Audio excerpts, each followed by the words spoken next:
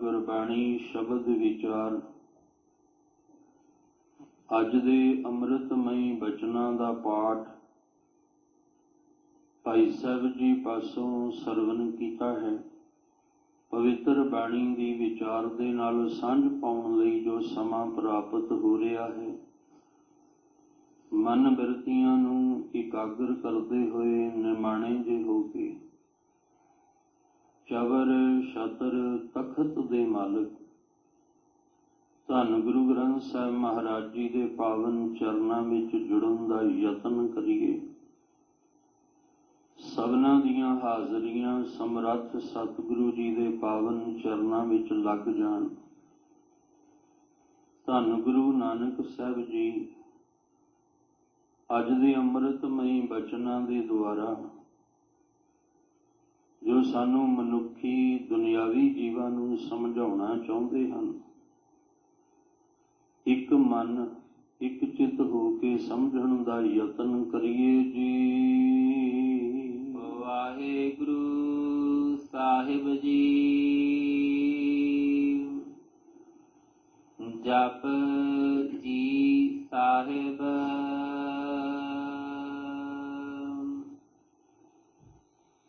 सरम खंड की बाणी रूप।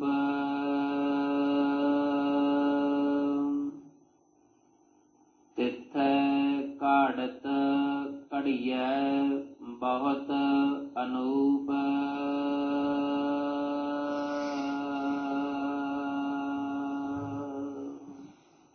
आप जी रोजाना इस अस्थान तो धन धन गुरु नानक देव महाराज पातशाह जी वल्लों उचारण की हुई पवित्र बाणी जपजी साहिब दी लड़ीवार विचार दे नाल सांझ पाउंदे आ रहे हो। 36 नंबर पौड़ी का पाठ अज आप जी ने सरवण किया है। लड़ीवार विचार दे विच आप जी ने सरवण किया कि सतगुरु महाराज जी सानू संसार तो निरंकार तक पहुंचाण वास्ते उस मार्ग ते तोर रहे ने जिस मार्ग ते तुरिया असीं लोक तो परलोक तक पहुंचना है। असीं संसार तो निरंकार तक पहुंचना है। असीं अपने जीवन दे इस मार्ग उत्ते तुरदियां होइयां आवागमन दे मार्ग नूं खत्म करना है, क्योंकि जिहड़ा साडा मार्ग है वह है आवागमन दा। आ रहे हैं जा रहे हैं, जन्म है मरण है। पर इस मनुखा जन्म दे विच इस वार असीं समरथ गुरु साहिब दे चरनां विच जुड़े, जो सानू भुलियां नूं भटकियां होइयां नूं ओह मार्ग दसदे ने जिथे वख वख पड़ाव आउंदे हन। असीं ओह पड़ाव जिहड़े ने पार करके अपनी मंजिल ते अपने मुकाम ते पहुंचना है। फिर बेनती करां, जिस मार्ग ते असीं तुरे होए हां ओह मार्ग जिहड़ा है ओह गलत रस्ते ते तुरे हां, भुले हुए हैं, भटके हुए हैं, क्योंकि जिथे भुल गए उत्थे भटकना है। ते सतगुरु जी सानू भुलियां होइयां नूं भटकदियां होइयां नूं कि साडी जिंदगी दा समा बेअर्थ ना चला जाए,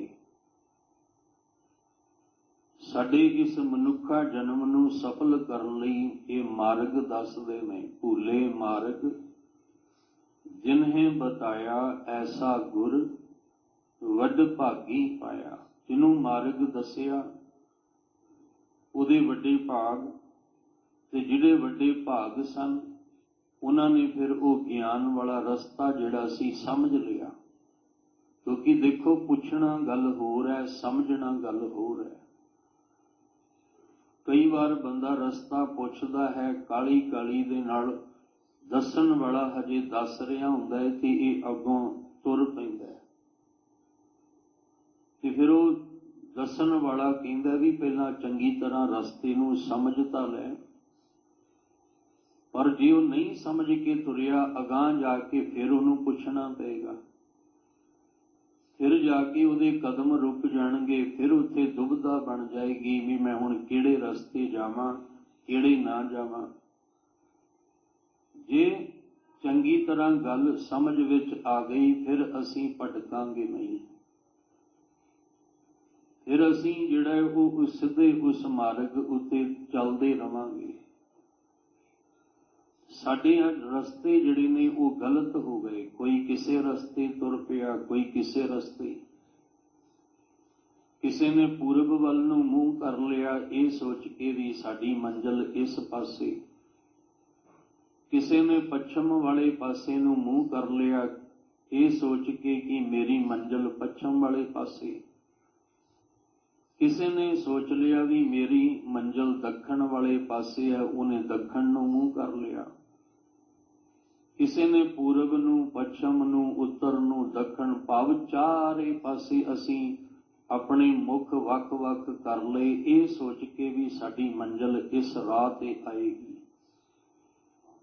ਸਾਹਿਬ ਜੀ ਕਹਿੰਦੇ ਨੇ ਤੂੰ ਭਾਵੇਂ 4 ਦਿਸ਼ਾਵਾਂ ਵੱਲ ਮੁੱਖ ਕਰ ਤੇ ਭਾਵੇਂ 10 ਦਿਸ਼ਾਵਾਂ ਵੱਲ ਮੁੱਖ ਕਰ, ਭਾਵੇਂ ਤੂੰ ਸਿਰ ਨੀਵਾਂ ਕਰ ਲੈ ਤੇ ਭਾਵੇਂ ਤੂੰ ਸਿਰ ਉੱਚਾ ਕਰਕੇ ਆਸਮਾਨ ਵੱਲ ਨੂੰ ਵੇਖ ਲੈ, ਪਰ ਸੱਚ ਤਾਂ ਇਹ ਹੈ ਕਿ ਜਿਸ ਮਾਰਗ ਤੇ ਤੈਨੂੰ ਤੋਰਨਾ ਹੈ ਉਹ ਇਹ ਮਾਰਗ ਜਿਹੜਾ 10 ਦਿਸ਼ਾਵਾਂ 'ਚ ਤੈਨੂੰ ਕਿਤੇ ਨਹੀਂ ਮਿਲਣਾ,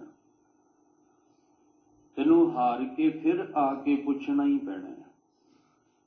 ਔਰ ਇਹਦੇ ਵਿੱਚ ਕੋਈ ਦੋ ਰਾਵਾਂ ਨਹੀਂ। ਜਦੋਂ ਅਸੀਂ ਗੁਰਬਾਣੀ ਨੂੰ ਪੜ੍ਹਦੇ, ਸੁਣਦੇ, ਸਮਝਦੇ ਹਾਂ ਤੇ ਕਿਤੇ ਨਾ ਕਿਤੇ ਅਸੀਂ ਫਿਰ ਉੱਥੇ ਹੀ ਆ ਕੇ ਲੰਬੇਰਾ ਸਫ਼ਰ ਤੈਅ ਕਰਕੇ ਭਟਕ ਕੇ ਫਿਰ ਉੱਥੇ ਹੀ ਆ ਕੇ ਖਲੋ ਕੇ ਫਿਰ ਕਹਿੰਦੇ ਹਾਂ ਕਿਰਤ ਕਰਮ ਕੇ ਵਿਛੜੇ ਕਰ ਕਿਰਪਾ ਮੇਲੋ ਰਾਮ, 4 ਕੁੰਟ ਦਹ ਦਿਸ਼ ਭ੍ਰਮੇ ਥਕ ਆਏ ਪ੍ਰਭ ਕੀ ਸਾਮ। ਇਹ ਵਾਹਿਗੁਰੂ ਜੀ ਅਸੀਂ ਚੱਲੇ ਸੀ, ਤੁਸੀਂ ਸਮਝਾਇਆ ਪਰ ਅਸੀਂ ਚੰਗੀ ਤਰ੍ਹਾਂ ਸਮਝ ਨਹੀਂ ਸਕੇ। ਜਦੋਂ ਅਸੀਂ ਤੁਰਨਾ ਸ਼ੁਰੂ ਕੀਤਾ ਤੇ ਕਿਸੇ ਨੇ ਪੂਰਬ ਨੂੰ ਦੱਸ ਦਿੱਤਾ, ਕਿਸੇ ਨੇ ਪੱਛਮ ਨੂੰ ਦੱਸ ਦਿੱਤਾ।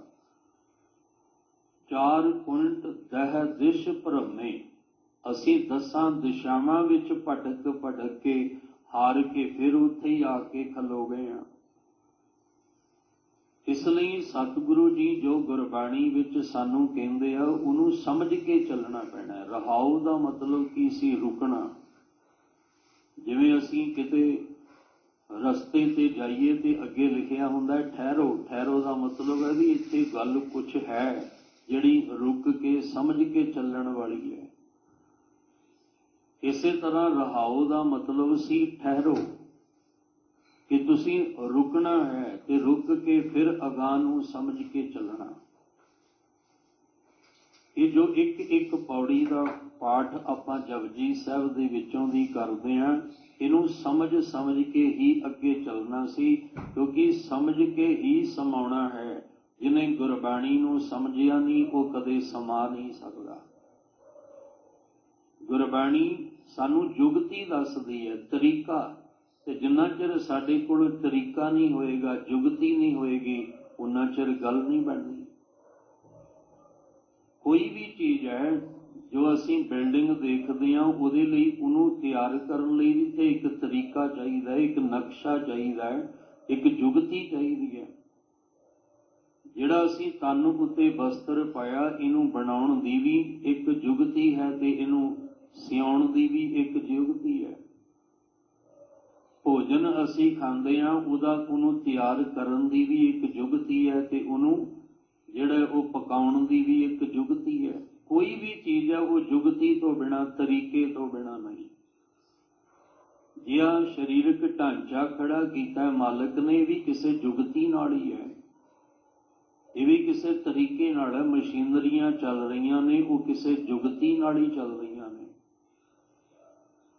ਜਿੰਨਾ ਵੀ ਸਿਸਟਮ ਹੈ ਉਹ ਇੱਕ ਤਰੀਕਾ, ਇੱਕ ਜੁਗਤੀ ਦੇ ਨਾਲ ਚੱਲਦਾ ਹੈ। ਤੇ ਸਭ ਕਹਿੰਦੇ ਆਹ ਪਰਮੇਸ਼ਵਰ ਨੂੰ ਮਿਲਣ ਦਾ ਵੀ ਇੱਕ ਤਰੀਕਾ ਹੈ। परमेश्वर दे मिलाप वास्ते भी एक जुगती है, पर उहदे वो समझ के चलना पैना है, वो तरीका समझ के चलना पैना है। गुर किरपा जह नर को कीनी थे ए जुगत पछानी। बड़ी बार आपां पंक्तियां पढ़ियां विचारियां ने, किरपा शरीर ते नहीं, किरपा नर ते है। नर दा मतलब है मन। जदों गुरु साहब ने मन उत्ते किरपा की, इत्थे एक गल स्पष्ट हो गई कि जिहड़ी परमेश्वर नूं मिलण दी जुगती है वो तन दी नहीं, मन दी है। वो तरीका शरीर ने नहीं सीखना, वो तरीका मन ने सीखना है। पर इत्थे ही असीं कमजोर पै जांगे कि असीं ते तन करके ही जुड़दे रहे हैं, असीं ये तन दी ही खेड समझ लई। पर नहीं, महाराज कहंदे जिहड़ा तरीका तैनूं दसना है ना, वो मन करके है, वो तन करके नहीं। जिस दिन तेरा मन ये जुगती सिख लेगा, कामयाब हो जाएगा। जिस दिन इनू ये तरीका समझ विच आ गया, ये सफल हो जाएगा। इसलिए यही ते बिखम, बिखम की है?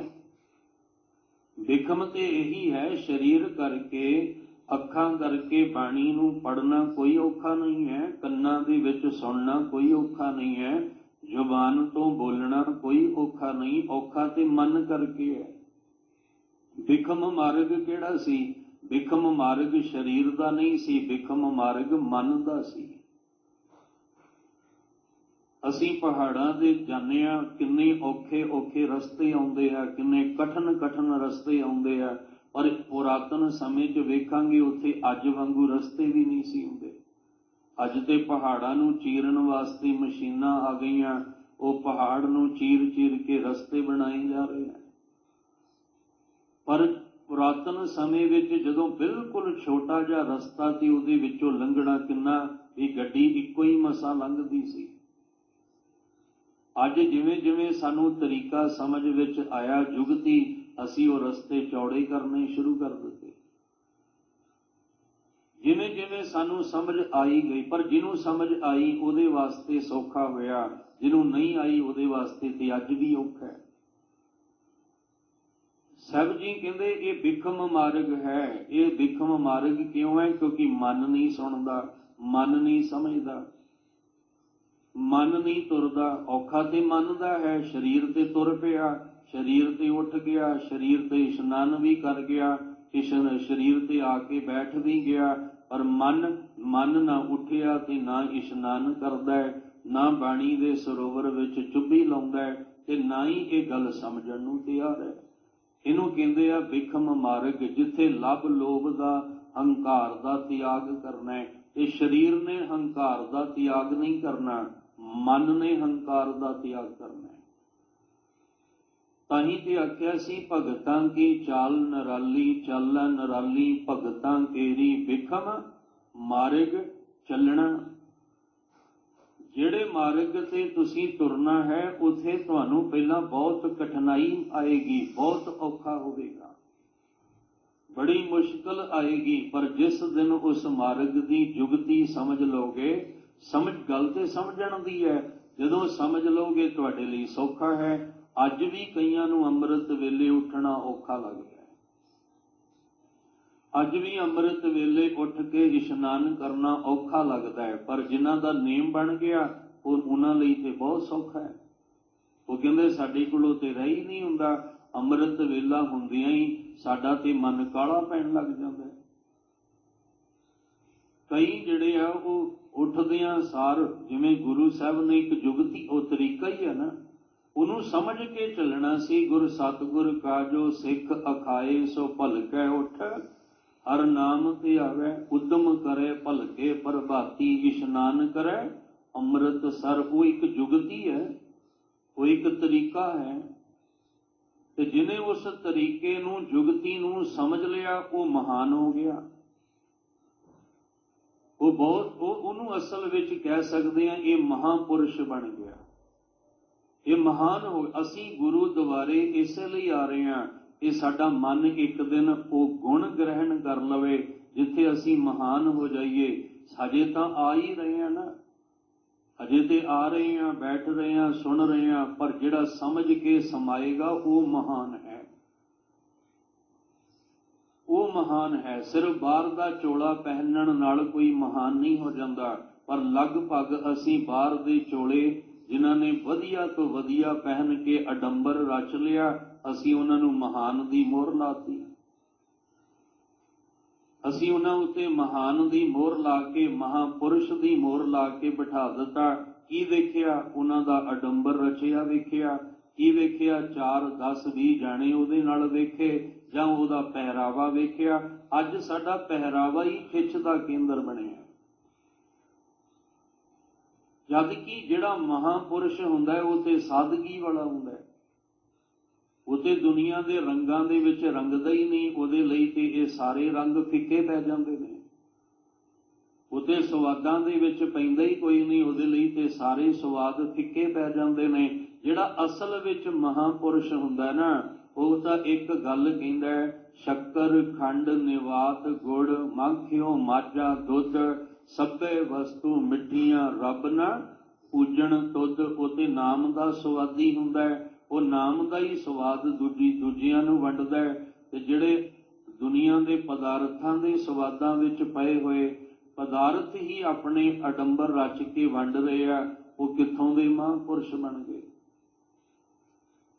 सानू गुरबाणी विच हर एक दा लक्षण दस्सिया सी भी जे तू जुड़ना है पहला उहदे लक्षण मिला के वेख लई, ये ओरिजिनल है कि डुप्लीकेट है। सानू सारी गल गुरबाणी विच दसी है कि तू जिहड़ा ये उहदे नाल लक्षण, गुरमुख दा की लक्षण है, सुहागण दा की लक्षण है। जदों तू किसे दे नाल जुड़ना ते आ गुरबाणी विच, गुरबाणी दी कसवट्टी विच देख लई, वो खरा उतरदा है। जे उतरदा है तो फिर मुबारक, जे नहीं उतरदा तो पासा वट जाओ। पर औखा है क्योंकि हजे तो असी नहीं कसवट्टी ते खरे उतरे, अजे पछाणना की है। असी तो हजे आप नहीं कसवट्टी ते खरे उतर पा रहे, असी दूजियां दे लक्षण किवें पछाणांगे? शब्द दी कसवट्टी ते। इसलिए ये मार्ग तन दा नहीं है, ये मार्ग मन दा है। जिहड़ा गोबिंद मिलन की ये तेरी वरिया है ना, वो तन दी नहीं, वो मन दी खेड़ है। वो मन ने समझ के चलना है। गुर किरपा जिह नर को कीनी, नर मन, जिहदे मन उत्ते गुरु दी किरपा वरत गई। गुर किरपा जिह नर को कीनी, ते ए जुगत पछानी, नानक लीन भयो गोबिंद स्यों ज्यों पानी।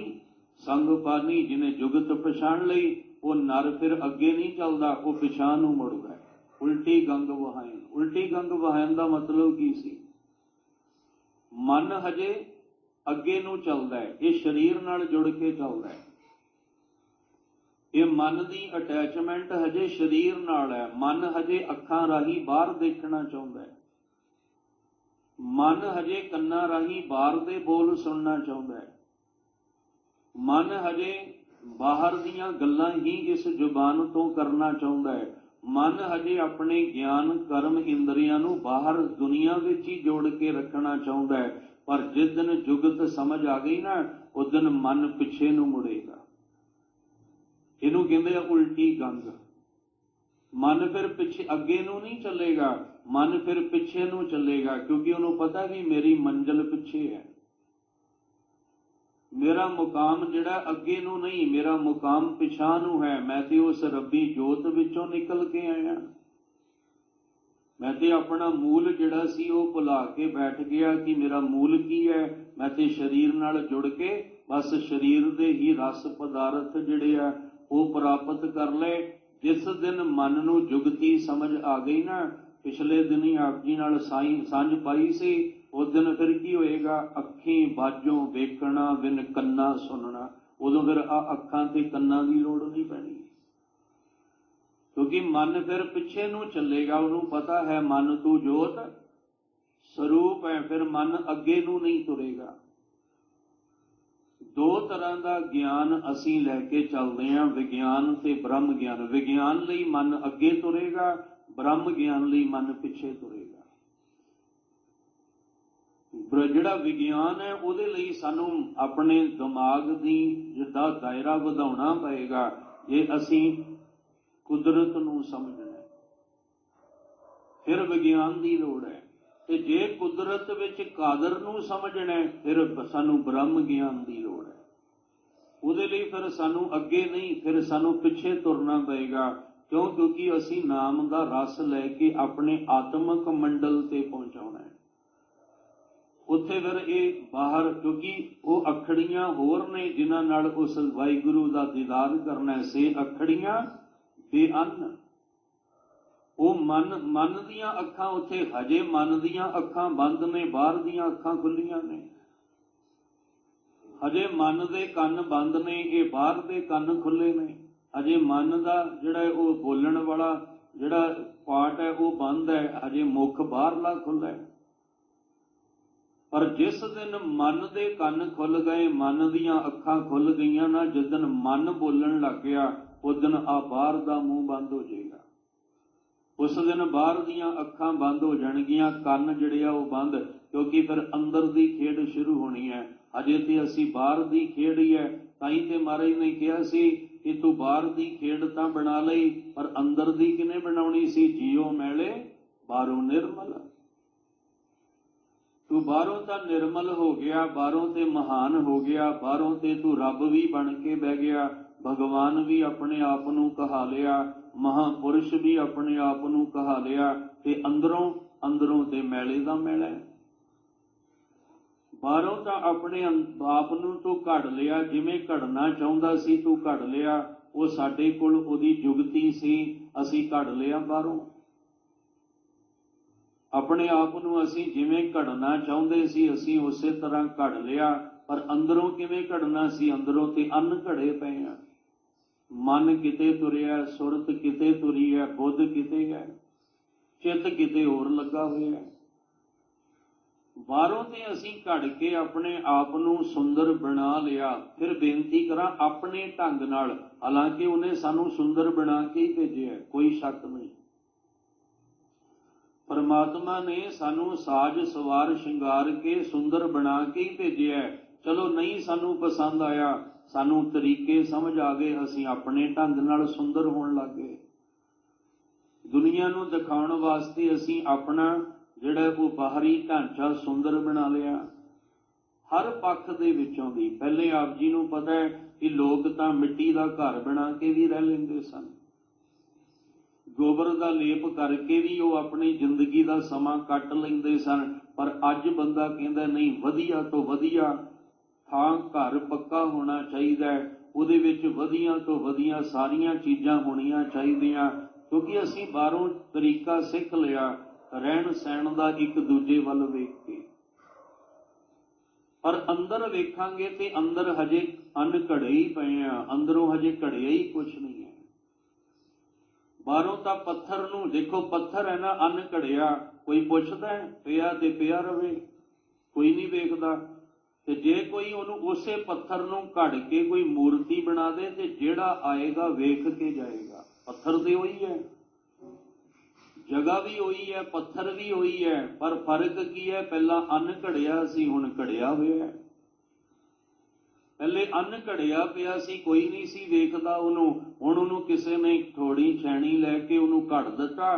ਹੁਣ ਜਿਹੜਾ ਵੀ ਆਉਂਦਾ ਉਹਨੂੰ ਵੇਖ ਕੇ ਜਾਂਦਾ। ਤੇ ਕਈ ਪੱਥਰ ਐਸੇ ਨੇ ਜਿਨ੍ਹਾਂ ਨੂੰ ਅਸੀਂ ਭਗਵਾਨ ਦਾ ਰੂਪ ਦੇ ਦਿੱਤਾ। ਪੱਥਰ ਤੇ ਪੱਥਰ ਹੀ ਸੀ, ਪਰ ਉਹਦੀ ਮੂਰਤੀ ਐਸੀ ਬਣਾ ਦਿੱਤੀ ਕਿ ਲੋਕ ਕਹਿੰਦੇ ਇਹ ਰੱਬ ਹੈ, ਇਹ ਭਗਵਾਨ ਹੈ। ਉਹੀ ਪੱਥਰ ਪੂਜਣ ਦੇ ਯੋਗ ਹੋ ਗਿਆ, ਪਰ ਥੋੜੇ ਸਮੇਂ ਪਹਿਲਾਂ ਉਹੀ ਪੱਥਰ ਵੇਖਣ ਦੇ ਯੋਗ ਵੀ ਨਹੀਂ ਸੀ। ਕਿਉਂ? ਕਿਉਂਕਿ ਅੰਨ ਘੜਿਆ ਸੀ ਤੇ ਹੁਣ ਘੜਿਆ ਗਿਆ। ਇਸੇ ਤਰ੍ਹਾਂ ਅਸੀਂ ਬਾਹਰੋਂ ਤਾਂ ਘੜੇ ਗਏ ਹਾਂ, ਬਾਹਰੋਂ ਤੇ ਘੜ ਲਿਆ ਅਸੀਂ ਆਪਣੇ ਆਪ ਨੂੰ, ਜਿਵੇਂ ਸਾਨੂੰ ਚਾਹੀਦਾ ਸੀ ਆਪਣੇ ਆਪ ਨੂੰ ਸੁੰਦਰ ਅਸੀਂ ਬਣਾ ਲਿਆ। ਉਹ ਵੀ ਸਮਾਜ ਨੂੰ ਦਿਖਾਉਣ ਵਾਸਤੇ, ਰੱਬ ਨੂੰ ਦਿਖਾਉਣ ਵਾਸਤੇ ਨਹੀਂ। ਅੰਦਰੋਂ ਅਸੀਂ ਕਰੂਪ ਹਾਂ ਤੇ ਬਾਹਰੋਂ ਅਸੀਂ ਰੂਪ ਵਾਲੇ ਹਾਂ, ਇਹ ਬੇਨਤੀ ਸਮਝਣਾ। ਅੰਦਰੋਂ ਕਰੂਪ ਹਾਂ ਅਸੀਂ, ਕਰੂਪਤਾ ਭਰੀ ਪਈ ਹੈ ਅੰਦਰ। ਬਾਹਰੋਂ ਜਿੰਨੇ ਅੰਦਰੋਂ ਕਰੂਪ ਆ ਉਨੇ ਹੀ ਅੰਦਰੋਂ ਬਾਹਰੋਂ ਰੂਪ ਵਾਲੇ ਆ, ਸੁੰਦਰ ਹਾਂ। ਤੇ ਜਿੰਨੇ ਬਾਹਰੋਂ ਸੁੰਦਰ ਆ ਉਨੇ ਹੀ ਅੰਦਰੋਂ ਕਰੂਪਤਾ ਨਾਲ ਭਰੇ ਪਏ ਆ। ਇੱਥੇ ਕਿਉਂ ਆਏ ਸੀ? ਇੱਥੇ ਕਿਤੇ ਸਾਡੇ ਅੰਦਰ ਦੀ ਕਰੂਪਤਾ ਖਤਮ ਹੋ ਜਾਏ। ਗੁਰਦੁਆਰੇ ਅਸੀਂ ਕਿਉਂ ਆਉਣਾ ਹੈ? ਇੱਥੇ ਅੰਦਰੋਂ ਸੁੰਦਰ ਬਣਨ ਵਾਸਤੇ ਆਉਣਾ ਹੈ। ਬਾਹਰੋਂ ਤਾਂ ਤੁਸੀਂ ਵੇਖੋ, ਆ ਬੰਦਾ ਬਾਹਰੋਂ ਸੁੰਦਰ ਦਿਖਣ ਵਾਸਤੇ ਨਾ ਜਾਂਦਾ ਹੈ, ਕਿਉਂਕਿ ਬੜੀਆਂ ਥਾਵਾਂ ਬਣ ਗਈਆਂ ਨੇ ਹਰ ਇੱਕ ਵਾਸਤੇ, ਪੁਰਸ਼ਾਂ ਵਾਸਤੇ ਵੀ ਬਣ ਗਈਆਂ ਤੇ ਸਾਡੀਆਂ ਭੈਣਾਂ ਮਾਤਾਵਾਂ ਵਾਸਤੇ ਵੀ, ਮੇਲ ਵਾਸਤੇ ਫੀਮੇਲ ਵਾਸਤੇ ਬਣ ਗਈਆਂ ਨੇ। ਆ ਬਿਊਟੀ ਪਾਰਲਰ ਬਣ ਗਏ ਨੇ, ਕਾਹਦੇ ਲਈ? ਬਿਊਟੀ ਵਾਸਤੇ। ਬਿਊਟੀ ਕੀ ਹੈ? ਸੁੰਦਰ।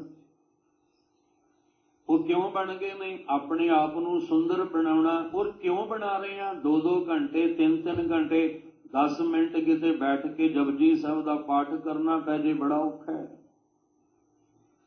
10 ਮਿੰਟ ਕਿਤੇ ਜਿਹੜੇ ਬਾਹਰ ਦੀ ਬਿਊਟੀ ਪਾਰਲਰ ਵਿੱਚ ਬਿਊਟੀ ਆਪਣੀ ਕਰਵਾ ਰਹੇ ਨੇ ਨਾ 3-3 4-4 ਘੰਟੇ, ਔਰ ਵੇਟ ਕਰ ਰਹੇ ਨੇ ਸਵੇਰੇ 9 ਵਜੇ ਤੋਂ ਲੈ ਕੇ ਸ਼ਾਮ ਦੇ 5 ਵਜੇ ਤੱਕ। ਕੋਈ ਨਹੀਂ, ਵਾਰੀ ਆਉਣੀ ਚਾਹੀਦੀ ਹੈ, ਭਾਵੇਂ ਰਾਤ ਪੈ ਜਾਏ, ਪਰ ਉਹਨਾਂ ਨੂੰ ਕਹੋ ਵੀ 10 ਮਿੰਟ ਬੈਠ ਕੇ ਵਾਹਿਗੁਰੂ ਕਰ ਲਓ। ਬੜਾ ਔਖਾ ਹੈ ਕਰਨਾ, ਨਹੀਂ ਹੋ ਸਕਦਾ। ਕਿ ਤੁਸੀਂ ਸਵੇਰੇ 9 ਤੋਂ 5 ਵਜੇ ਤੱਕ ਵੇਟ ਕਰਨੀ ਆ ਨਾ, ਤੇ ਤੁਸੀਂ ਉਹੀ 2 ਘੰਟੇ ਗੁਰਦੁਆਰੇ ਜਾ ਕੇ ਬੈਠੋ, ਬੜਾ ਔਖਾ ਹੈ। 2 ਮਿੰਟ ਬਹਿਣਾ ਔਖਾ ਹੈ, ਉੱਥੇ 5 ਘੰਟੇ ਇੰਤਜ਼ਾਰ ਕਰਨਾ ਸੌਖਾ ਹੈ। ਕਿਉਂਕਿ ਅਸੀਂ ਜਿਹੜਾ ਸੁੰਦਰ ਬਣ ਕੇ ਨਿਕਲਣਾ ਉਹ ਵੀ ਦੁਨੀਆ ਨੂੰ ਦਿਖਾਉਣ ਵਾਸਤੇ। ਦੁਨੀਆ ਨੂੰ ਦਿਖਾਉਣ ਵਾਸਤੇ ਅਸੀਂ ਉੱਥੇ ਸੁੰਦਰ ਬਣ ਕੇ ਨਿਕਲਦੇ ਹਾਂ। ਪਰ ਧਿਆਨ ਰੱਖਿਓ, ਜਿੱਥੇ ਸਾਡਾ ਲੇਖਾ ਹੋਣਾ ਨਾ, ਹਿਸਾਬ ਹੋਣਾ ਹੈ, ਉੱਥੇ ਤਾਂ ਫਿਰ ਅਸੀਂ ਕਰੂਪ ਰਹਿ ਜਾਾਂਗੇ। ਉੱਥੇ ਲਈ ਤਾਂ ਅਸੀਂ ਸੁੰਦਰ ਬਣੇ ਨਹੀਂ। ਤਿੰਨਾ ਮੁਖ ਡਰਾਵਣੇ ਜਿੰਨਾ ਵਿਸਾਰਿਓਨ ਨਾਉ, ਉਹਨਾਂ ਦੇ ਮੁਖ ਤੇ ਬੜੇ ਡਰਾਵਣੇ ਨੇ, ਉੱਥੇ ਬੜੇ ਭਿਆਨਕ ਡਰਾਵਣੇ ਨਜ਼ਰ ਆਉਂਦੇ ਪਏ ਨੇ। ਪਰ ਬੰਦਾ ਕਹਿੰਦਾ ਨਹੀਂ, ਮੈਂ ਤੇ ਬਿਊਟੀ ਪਾਰਲਰ ਵਿੱਚ 4 ਘੰਟੇ ਲਾ ਕੇ ਆਪਣਾ ਮੂੰਹ ਸਵਾਰ ਕੇ ਆਇਆ। ਮਹਾਰਾਜ ਕਹਿੰਦੇ ਉਹ ਦੁਨੀਆ ਵਾਸਤੇ ਹੈ, ਪਰ ਜਿਸ ਘਰ ਵਿੱਚ ਤੇਰਾ ਲੇਖਾ ਹੋਣਾ ਉੱਥੇ ਤੂੰ ਕਰੂਪ ਬਣ, ਉੱਥੇ ਤੂੰ ਕੁਥਰਾ ਹੈ, ਉੱਥੇ ਤੇਰੇ ਕੋਲ ਜੀਵਨ ਜਾਚ, ਤੈਨੂੰ ਅੰਦਰੋਂ ਸੁੰਦਰ ਬਣਨ ਦੀ ਜਾਚ, ਤੂੰ ਅੰਦਰੋਂ ਘੜਨ ਦੀ ਕੋਸ਼ਿਸ਼ ਹੀ ਨਹੀਂ ਕੀਤੀ। ਅਸੀਂ ਇੱਥੇ ਅੰਦਰੋਂ ਨਿਰਮਲ ਹੋਣ ਵਾਸਤੇ ਆਏ ਹਾਂ। ਪਰ ਅਸੀਂ ਗੁਰੂਦੁਆਰਾ, ਜੇ ਗੁਰੂਦੁਆਰੇ ਨੂੰ ਸਮਝ ਲਈਏ ਕਿ ਇਹ ਗੁਰੂਦੁਆਰਾ ਕਿਸ ਵਾਸਤੇ ਹੈ। ਸਿਰਫ ਇਹ ਨਹੀਂ ਕਿ ਜਦੋਂ ਬੰਦੇ ਨੂੰ ਲੋੜ ਪਈ ਤੇ ਜਾਓ, ਨਾ ਲੋੜ ਪਈ ਤੇ ਛੱਡ ਦਿਓ।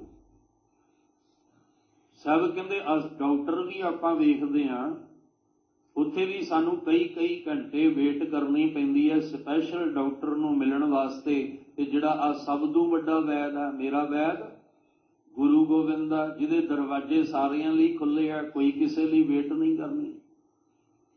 ਗੁਰੂ ਜਿਹੜਾ ਉਹ ਪ੍ਰਕਾਸ਼ਮਾਨ ਹੋਏ ਨੇ। ਗੁਰੂ ਸਾਹਿਬ ਨੇ ਆਪਣਾ ਹੁਕਮ ਵੀ ਸੁਣਾ ਦਿੱਤਾ ਹੋਇਆ ਅੰਮ੍ਰਿਤ ਵੇਲੇ, ਤੇ ਸਾਨੂੰ ਆਉਣ ਦੀ ਲੋੜ ਹੈ। ਇੱਥੇ ਤੁਹਾਨੂੰ ਹਰ ਵੇਲੇ ਨਾਮ ਦੀ ਖੁਰਾਕ ਮਿਲਦੀ ਰਹੇਗੀ, ਇੱਥੇ ਤੁਹਾਨੂੰ ਦਵਾਈ ਨਾਮ ਦੀ ਮਿਲਦੀ ਰਹੇਗੀ। ਮੇਰਾ ਵੈਦ ਗੁਰੂ ਗੋਬਿੰਦਾ, ਹਰ ਹਰ ਨਾਮ ਔਖਦ ਮੁਖ ਦੇਵੈ, ਕਾਟੈ ਜਮ ਕੀ ਫੰਦਾ। ਹਰ ਹਰ ਨਾਮ ਔਖਦ ਮੁਖ ਦੇਵੈ।